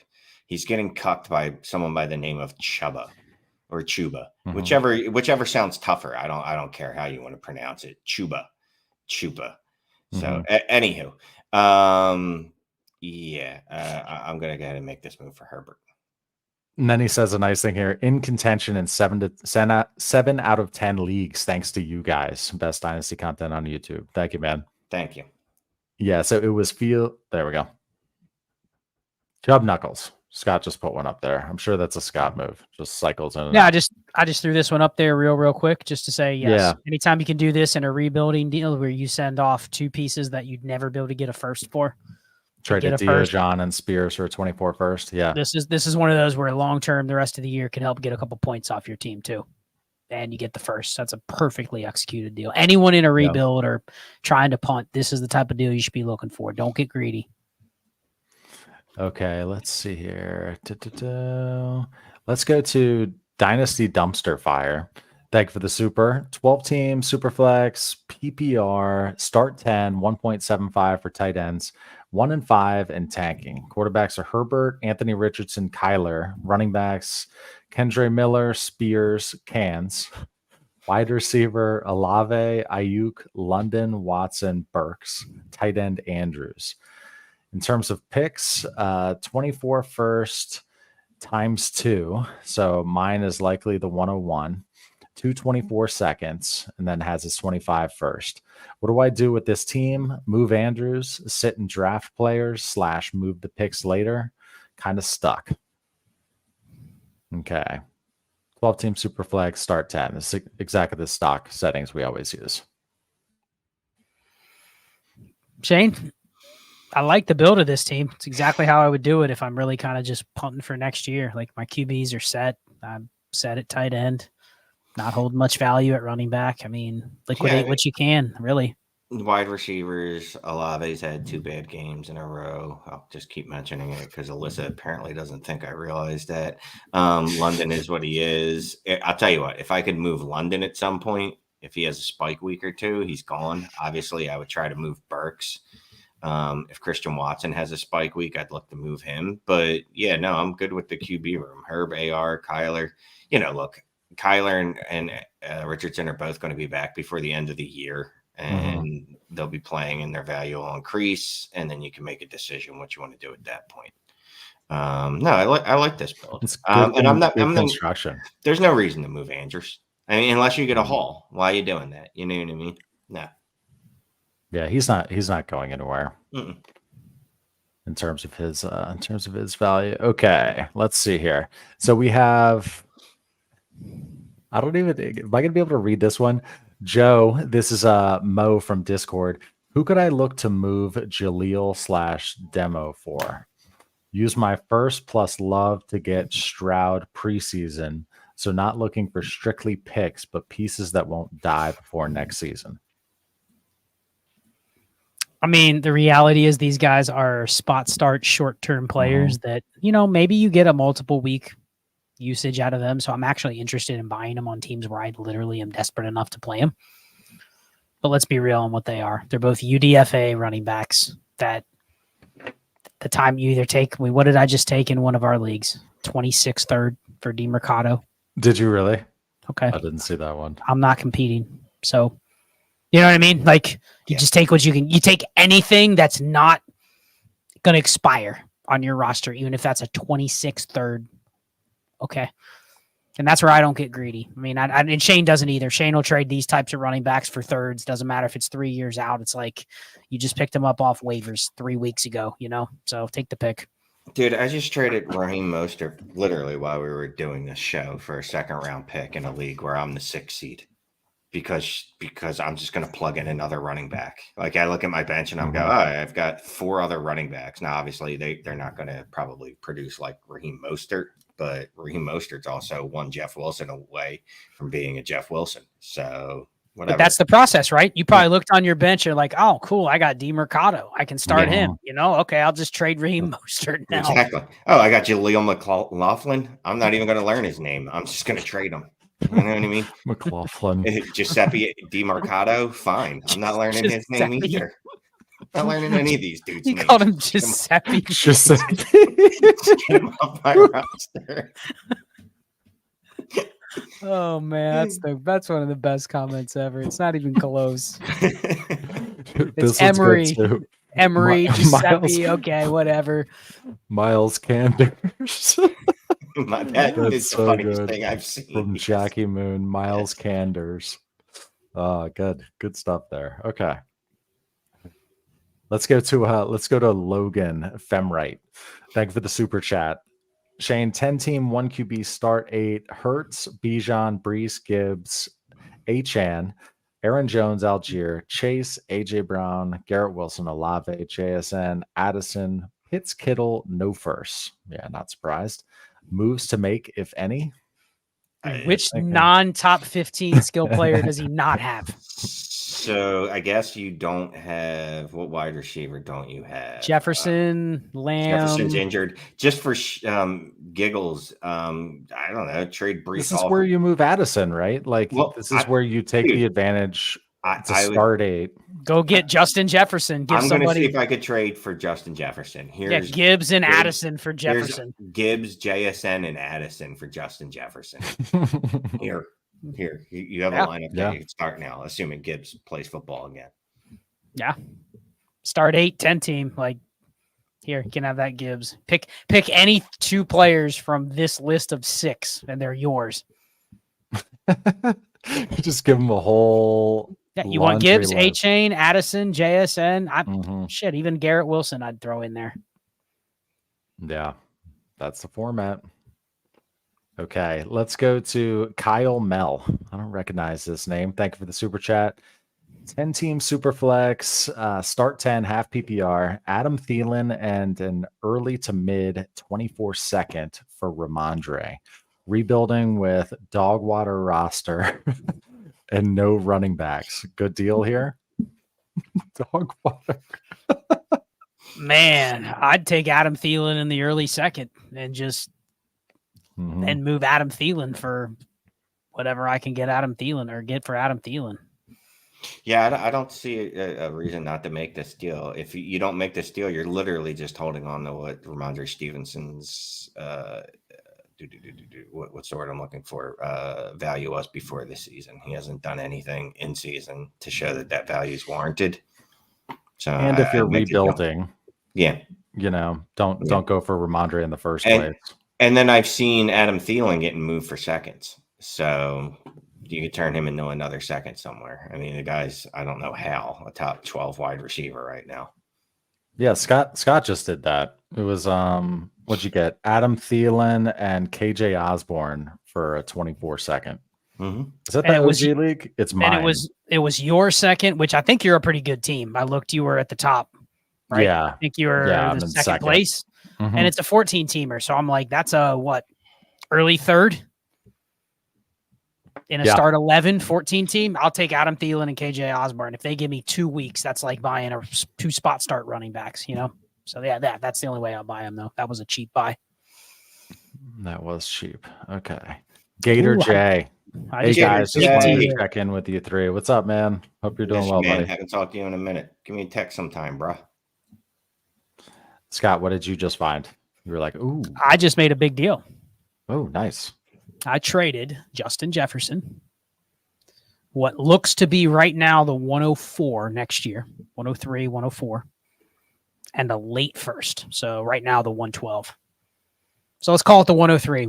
Justin Jefferson, the 103 next year, and the 112 next year for AJ Brown and Jamar Chase. Yes. Like, what is this? I sold it. I said, I can't give up that 103 without a legit player. And they took it. So killed my flexibility. But man, I'm happy with that. Getting Brown and Jamar Chase. I'll take it. Bails me out of a month without Jefferson. Not bad. Yeah. And where are you in that league? Are you kind of in like 4th, 5th-ish area? It's a 24 team. 2 copy, but I'm 4th out of 24, and that's the team I lost Richardson and Jefferson. So I'm. Oh, nice. Those 2 copy leagues, man. Like you got to be a little riskier to win those, just because it's harder to beat 23 teams versus 11. So I'm like, I can't sit on this and let myself fall down to the middle of the pack, right? Lose a bye and then be like, man, you know what I mean? Like I had to make the move now. Normally I'd not panic on a team that was that good, but this one I kind of pushed it a little quicker. So, okay. Oh, I didn't unstar that. I was like, why does that thing look so freaking familiar? Let's go to Dylan here. Thank you for the super chat, Dylan Leslie. In a 10-team half PPR start 9, my only running backs are Ken Walker and Breece. Got Jaleel off waivers and have a ton of backups. I want to make these pivots you guys always encourage because I've been hurt by running back injuries. with solid QB RB rooms. I don't know if I can continue to win with league settings starting RB 2, 3s, and 4s. But I'd love to cash in on RB value advice. Quarterbacks are Patrick Mahomes, Watson, Anthony Richardson, Geno. Wide receivers, AJ Brown, DJ Moore, Waddle, Olave. Okay, so I guess basically wants to be able to do running back pivots like we talk about, but doesn't sound like he has it in his league, like the ability to do that. I mean, it's a 10-team start 9, so you can still do it. It's just the names we are typically talking about and the strategies we're talking about is usually a lens from a deeper strategy or from a deeper league, right? 10-team start 9, I mean, 10-team start 9, half PPR, a guy like Ken Walker and Breece are way more valuable than we would value them in our leagues, like that. Those guys I'm not going to value as high in a 12-team start 12, but 10-team start 9, half PPR, I mean, those are the hammers you want at running back. You don't want to be going to McLaughlin every week. Like you can get away with bad running backs, but you better be rolling out Chase, Jefferson, Brown, Bijan, Mahomes. Every other starting spot better be a hammer. And then you can throw in a random, McLaughlin and Zach Moss and just pray. But that's it. If you're starting guys like DJ Moore, the bad weeks, you're not winning if you're also starting kind of filler running backs. So just I want to point this out, right? Just taking notes. No, I just writing down something. So I was stopping over at Fantasy Pros, just looking at RB scoring through the first 5 weeks because that's what we are. I'm discounting Austin Eckler because he's played 1 game, so you don't count today. There are 1, 2, 3, 4, 5 top 12 running backs that I would say are specifically not hammers. Zach Moss, Raheem Mostert, David Montgomery, Alvin Kamara, and Kyron Williams. Now, obviously, Kamara and Montgomery were a little pricier, but you could have had them at a discount. Do I want to pay up for running back? You know what I mean? Like, I don't know the appeal to it. So I'm fine with trying to win with the RB 2s and 3s. We have 451 people in here, by the way. I haven't addressed the crowd. You guys are all awesome guys and gals. And thanks to everyone who was able to join for the super stream last Friday. We had like 350, like pretty much solid for 5 hours. And I know there was a bunch who made it all the way through. For those who weren't in there, hopefully you enjoyed the replay, made it through that. But yeah, hit that like if you'd be so kind. Easiest way to help out the channel. 450 strong. Love it. Okay. Let's go to Mystic Flame here. Thanks for the super chat. Scott, 12-team Superflex Start 11 inbox offer.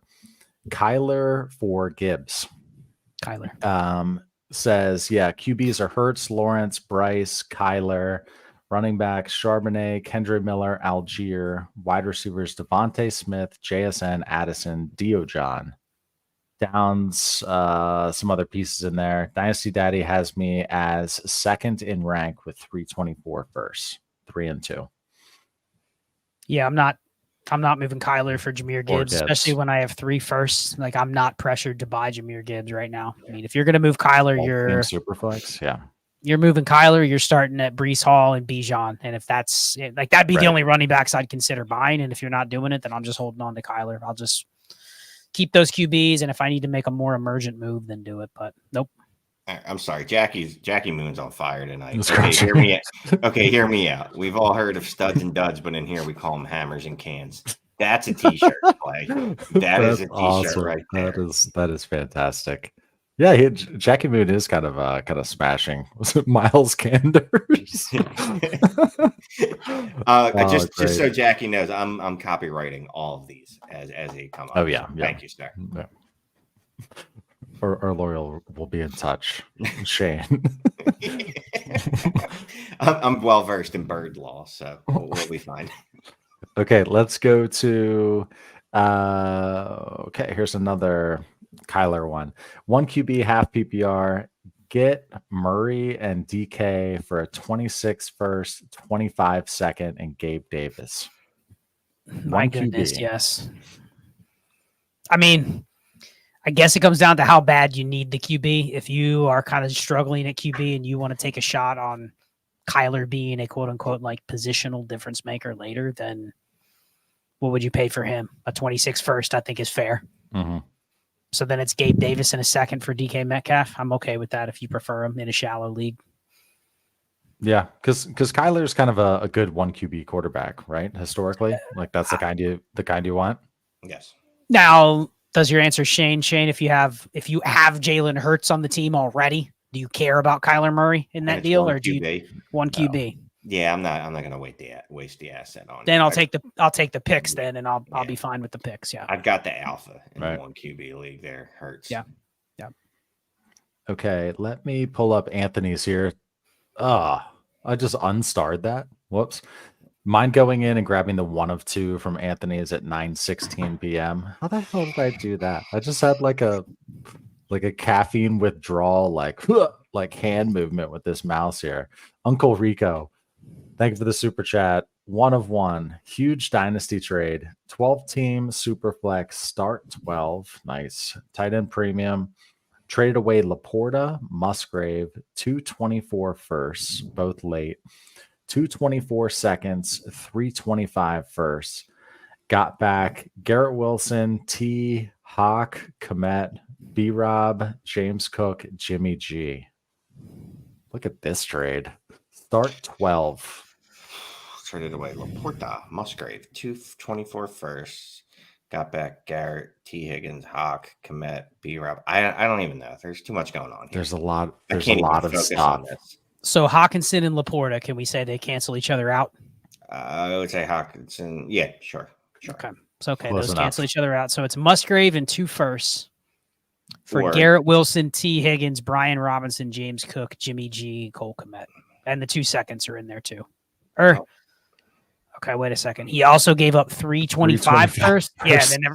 Never mind. I didn't even see those were included in the deal. That's no thanks. Oh, no, you gave up 5 firsts? 5 firsts and 2 top 8 rookie tight ends and 2 seconds for that mess of another side that you got all the players.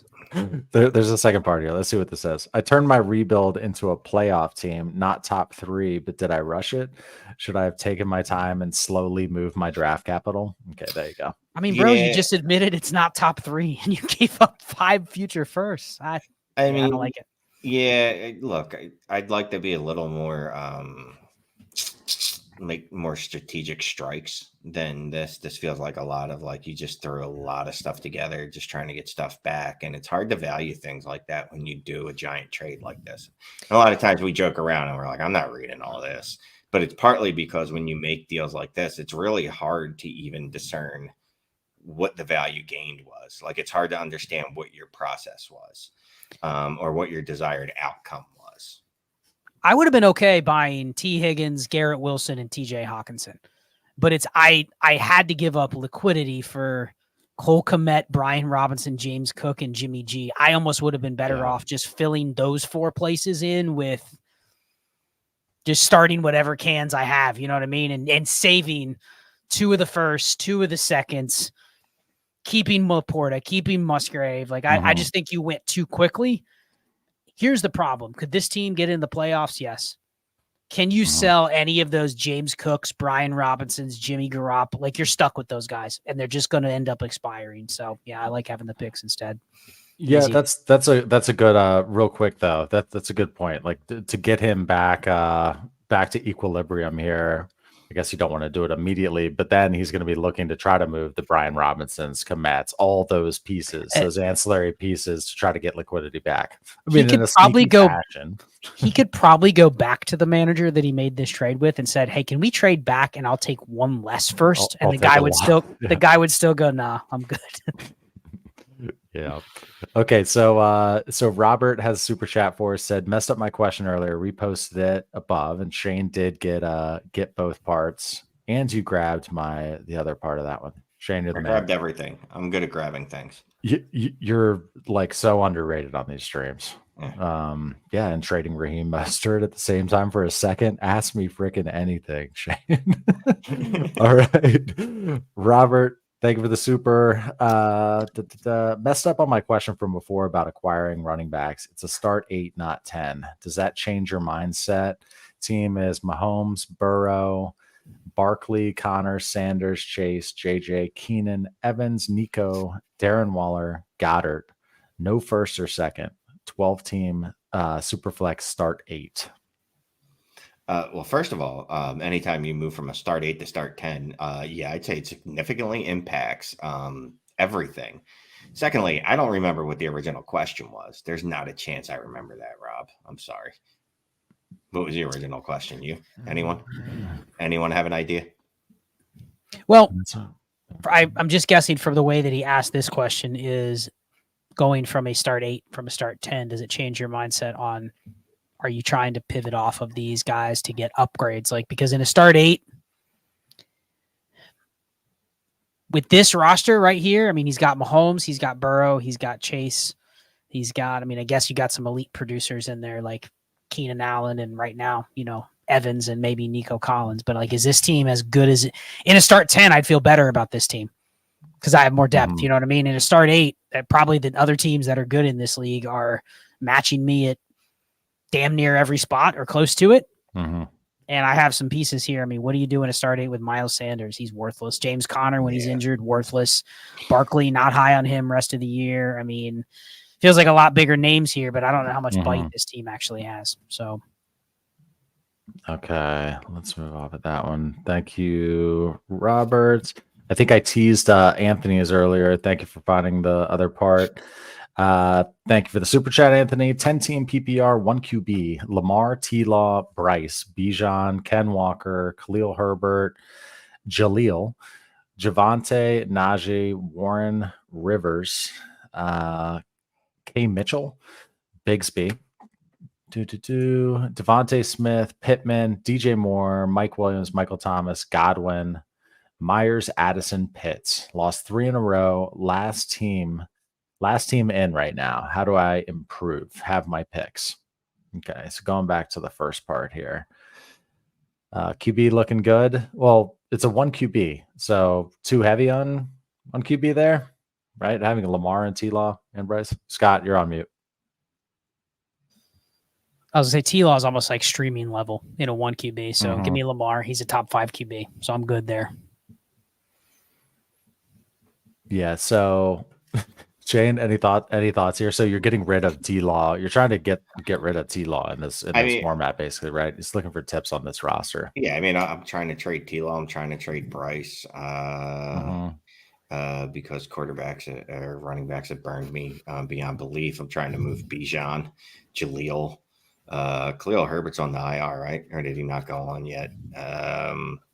Every running back after Kenneth Walker is. Yeah, where's his wide receivers? On the next question. Okay. Sell the package, Najee and Warren. That's the problem, though. You're like, hey, listen, I know I'm selling you a piece that sucks, so let me at least buffer it with his backup. I mean, you throw Javante in there too. I mean, like that. Throw all those sell that quad combo of McLaughlin, Javante, Najee, and Warren on 2 of the shittier teams. I mean, just take all 4. Yeah. No, it's legitimate. At least he's got Keaton Mitchell though. At least I'm trying to move. I'm trying to move Bijan. My wide receivers are. I don't want to say they're weak. You're moving Bijan, dude. I'm trying to move Bijan in every league we're in right now while we do this show. But in this format, he's still very cool. I don't care. I don't care. He's a running back. He's going to sprain something. What did we talk about? What's the difference between him and Devin Achane? Okay. Let's cut to the chase. He asked how to improve. So what's the Bijan deal in a 1 QB? It includes what, like 1 player? Yeah, Jamar Chase. Jamar Chase. Okay, what if the person says I'm not interested in trading him? Well, then we're screwed. AJ Brown and another player. Right. Okay, let's just go get Jamar Chase. That should be easy. We'll throw a little Jaleel McLaughlin, and here's an injured Khalil Herbert. Maybe Tank Bigsby. That'll help. Boy. Okay, it's 10:22, huh? We're almost through the starred messages here. It's been a good stream. Okay, Shane, is Sam Laporta a hammer, Shane? I gotta be honest with you. You know what's weird? So I was looking at him and follow the volume, and it's his target share isn't super elite, right? At least it's ranked 8th, right? Except if you add like a half point to it, then it jumps up to 4th. His touchdown rate isn't elite, but he's still producing at an elite level. So I gotta say, he might actually be a hammer in 2-point PPR. His value sure is right now. I'll just say this. Yes, he's technically a hammer relative to the position, but that's also like saying, Kyron Williams is a hammer. And I'm not saying he's the same pedigree as Kyron Williams, but the point is it at a position that you care about enough to pay what his market price is going to be? For me, I'd love having Sam Laporta. I don't want to pay for Sam Laporta. I have a better analogy. It's like saying I have the best hair out of us 3. Yeah. It's not good. Our hair is bad. You have more hair than Clay and I in different spots. Yes, that's for sure. For sure. Okay, let's go to... I have like the 2 of 2 on Mystic Flame. That's just on me, I'm sure. Okay. Brian, I see a couple messages from Brian. Is there a third one? Help me out here. Yeah, there's something missing there. 9:30. I'll go back and check. Hold on. Throw one Shane's way. I'll see if I can find him. Shane, Nathan has a question for you. Thank you, Nathan. How much would you pay in draft capital for ETN or Mixon when you're a second running back away from a championship? My running backs, Bijan, Najee, and Spears. So we don't have format, but let's just assume it's 10 teams start 9 super flex. It's a very good question, but I would go, okay, what can I get for seconds? What can I get for how much is Kyron Williams? How much is Raheem Mostert? Mixon, I'll give you a couple seconds. His opportunity shares is among the highest in the league. ETN, I'm not paying for ETN coming off of what he just did. And he was wildly average until he ripped off that 170-yard touchdown towards the end of the game, or however many yards it was. I'm not going to pay for ETN. Mixon, I'll give up a couple seconds, but I'd rather just go try to get Raheem Mostert and Kyron Williams and Rashad White and Giuseppe DeMarcado and Zach Moss and I don't know who else. I actually think Mixon is a great buy because he's literally getting like 98% of the running back touches on the team because every other player on their roster at running back is definitely a can. Right. So as long as he is like alive, he might not be good, but he's going to give you he's going to give you 27 opportunities a game for 90 yards and hopefully he gets a touchdown. Right.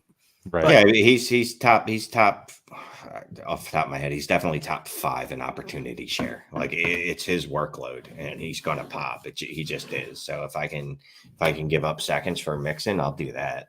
Yep. Yeah, chasing the volume. Yeah, like David Montgomery, those types, you get tons of touches. David Montgomery is doing a lot with his touches, but yeah, just give me the horses. Yeah, here's the super chat. Thank you, Shane. Or Scott. So Brian submitted this one, but then he modified it twice. And added 2 more super chats. So he gave us 24 total. So thank you, Brian. We'll get to this one. Yeah. Thank you for the super chat. So it's a 12-team start 10, actually. PPR. And it is a 0.5 for tight end premium. So 1.5 for tight ends. Those were the 2 super chat changes. So I'm just going to unstar those. Yeah, thank you. 324 firsts and seconds. Field, Stroud, Young, Canders, any RB on a 53. Devontae Adams, Chase, Olave, Garrett Wilson, Zay Flowers, Nico, T. Higgins, Wandale, Mims, Henry Gesicki and Fant at tight end. Any moves to contend? 7-3 in 3rd place. Thanks, Shane, for the tips in the Discord. Thanks for being the Discord member. Thanks for being a hammer. Yes, appreciate all my squirters, all our squirters in the Discord. Man, this is really riding it thin at running back here. This is the team you go give up the thirds for DeMarcado and Jaleel McLaughlin and just say I'm desperate for 8 points. Because this is a good roster otherwise. I mean, this is a stacked roster otherwise. Would you give up Wandale for Oh, one yeah. of those? Wandale, Marvin yeah, Mims, don't care. right. Gesicki, any of the tight ends, because I don't need all three of those guys because it's just going to drive me crazy which one to start. So, Yeah, I like trying to send Gesicki to people to see if anyone even cares or thinks it knows that dude's even still playing. no, I mean, literally, if you can move Gesicki, Henry, and Fant, I don't even care if you move all three. I'll stream a tight end if that's the guys I'm starting. Because you know what I mean? Like those three, Wandale and Marvin Mims, that's 5 running backs I could buy if I needed a spot start. And I don't care about picks or, if I have other picks, I can do the same thing. But he's got 3 firsts. I mean, yeah. You need running backs, though. You got to be the one that buys the spot starters. That's the exact team that does it. Yep. And I love that team. That's how almost all my teams are. Just every week I'm like desperate, man. Do I got a Jaleel McLaughlin? Hell yeah. I will say this though. So, and we talk about stocking up on thirds, stocking up on fours, but you know why? Because I don't see him in the stream today, but our boy Cole from Running Gun. I swear to God, that dude has every 3rd round spot starter running back that I've ever come across. I've had to trade with him no less than 46 times this year. He sends me offers every day for all of them. Yeah, I don't understand where he keeps getting them. Like, but me and him just keep making deals for spot starting running backs. So I appreciate that dude. Something fierce.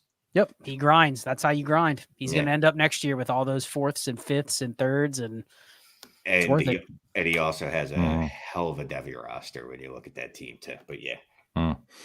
Lou Wayne, thank you for the super chat. 10 teams, start 10, super flex. Lamar, Lawrence, Ridley, Devontae Smith, Ayuk, Sutton. I didn't do that. Aaron Jones and HN. Should I package HN with a wide receiver, and who should I shoot for? Well, sorry. I'm just getting rejections left and right on Bijan. Yes. I would package Bijan, a chain with Dijon. I mean, well, first of all, let's see who we can get for a chain straight up, right? Like, why wouldn't you try for Devonta Smith? How about Hollywood? Would you take HN or Hollywood? No, I'll take a chain for that. I'll let a chain come back and hopefully do what he was just doing, averaging 86 points per touch or whatever. Might be a little off on that math. Is a chain official to the IR or is it just speculated still? No, but I don't think the way it's they're talking yet, about right? it's multiple week offer. Okay, but it's not it's not 4 with potentially more versus on the IR is automatically 4. Let's see if there's anything. Last I checked, it was not IR. So that all I know is it's gotten progressively worse since Sunday. At one point, I didn't realize he was injured, and then slowly since then, it's just been creeping out that he's injured. Got it. Okay, so the question was, should I package? Did we answer that with a wide receiver? Who should I shoot for? Yeah, I'm saying shoot for guys like Devonta Smith. Who's on his roster? Okay. Puka Nacua. Puka? Yeah, Puka. That's fine. The little Puka. Yeah. Okay. We're hour and 57 minutes in here. This is ridiculous. Shola gave us a super chat with no question. Those are my favorite. Those are my favorite. Send us a message or comment in the the comments of this this live stream saying we missed your super chat. Just put your question in there, say miss super chat, and we'll address it. Thank you. In the meantime, Dylan has one for us. Chances JJ doesn't play if Vikings keep losing. Yeah, what's the fear level here? I mean, I think there's always that with a guy that hasn't got paid yet either. His quarterback could be, not that they're going to bench Cousins, but you never know. Things could fall apart to the point where the end of the year, he's not super excited to go out there and smash how you've been expecting. Right. But we can tell ourselves the story on that with half the teams in the league, right? There's still a world where the Rams aren't out there smashing in week 15 either. Or the Raiders, or you know what I mean? Half the NFL teams, you could say, oh, that player's going to shut it down because he's playing for a contract. So I don't think you can use that as you can't use that as analysis yet because it's too early. When you get to week 12 and guys are getting shut down and it's like, yeah, that's a 4-week injury and it's week 13. He's probably not coming back for the finals to smash for you. You know, like that. That's when you can start probably playing into it. But this is too early, in my opinion. Justin, thank you for the super chat. 12-team super flex, start 10, PPR. Okay, Josh Allen, Goff, Sam Howell, Dobbs, Bijan, B-Rob, Monty, Roshan, Diggs, CD, Amon-Ra, Godwin, Burks, Wilson, Goddard, and Ferguson at tight end. I have 2 late 24 firsts. Think I need one more hammer. Thoughts? Who to target? And then, yeah, Shane just starred or Scott just starred. Should I drop the fab load on DeMarcado? Yes, James Conner is going to be on the IR. Keontae Ingram is still week to week, I believe, and they just picked up Tony Jones. Yeah, Tony Jones. Anywho, wide receivers: Diggs, CD, Amon-Ra, St. Brown, and Godwin. That's pretty good. I mean, I think. Can you move Burks, Michael Wilson, Ferguson? I'd be moving Goddard, Wilson, Burks, Roshan Johnson, any of those guys that I think other people could see as having a little bit of either value or coming off a high game. I mean, Roshan should be popular with, as long as he clears concussion protocol, he's going to be the starter. He so hasn't. That was last week. I'm sorry. That's last week. If he does, he's going to be seen as the starter. Goddard just had his best game of his career, basically, or right up there. So I'd be willing to move him and just roll with Ferguson or vice versa, whatever one you can get more for. But yeah, I mean, can you turn Michael Wilson, Burks, Goddard, or Ferguson and Roshan into a hammer? If you can, then sure. Start 10. So. Indeed. Okay. All right. Good stuff. Let me move on. Thank you for that super chat, Justin. We just have a couple more things starred here. From Melissa, there's a Discord. Damn, I didn't know. Yes, there is. There is a Discord. Shane? Yeah, we're pretty shy about it. I mean, I don't know if you've heard me talk about it in every other sentence. But yeah, no, all kidding aside, yes, we have a Patreon. It's a Discord. We do Monday morning drives, which sometimes I record, sometimes I don't. That's part of the fun. We do, Scott's there for that. We do a Saturday night AMA with myself and Scott in the Discord, just for Discord members. We're in the chats all day, all night. We also do surprise streams. Like we didn't do a stream last Tuesday because we were getting prepped for the Friday night super stream. So we just jumped in, did that on a Thursday. Or was it a Tuesday? It was during our normal time. We still did it. Yeah, we did like 45 minutes. Yep. We just did it for the folks in our patron community in our Discord. So I mean, yes, that's where we're at most of the time. Like I don't spend a lot of time on Twitter. And most of the DMs I get, I might say, hey, here's my answer, but check us out in Discord because that's where I'm spending all my time. Yeah. So go to patreon.com/allgas. You'll see our tier there, or you can go to dynastytradesand5.com. Yes, we have a website and an app, and you can check out the Patreon on there as well.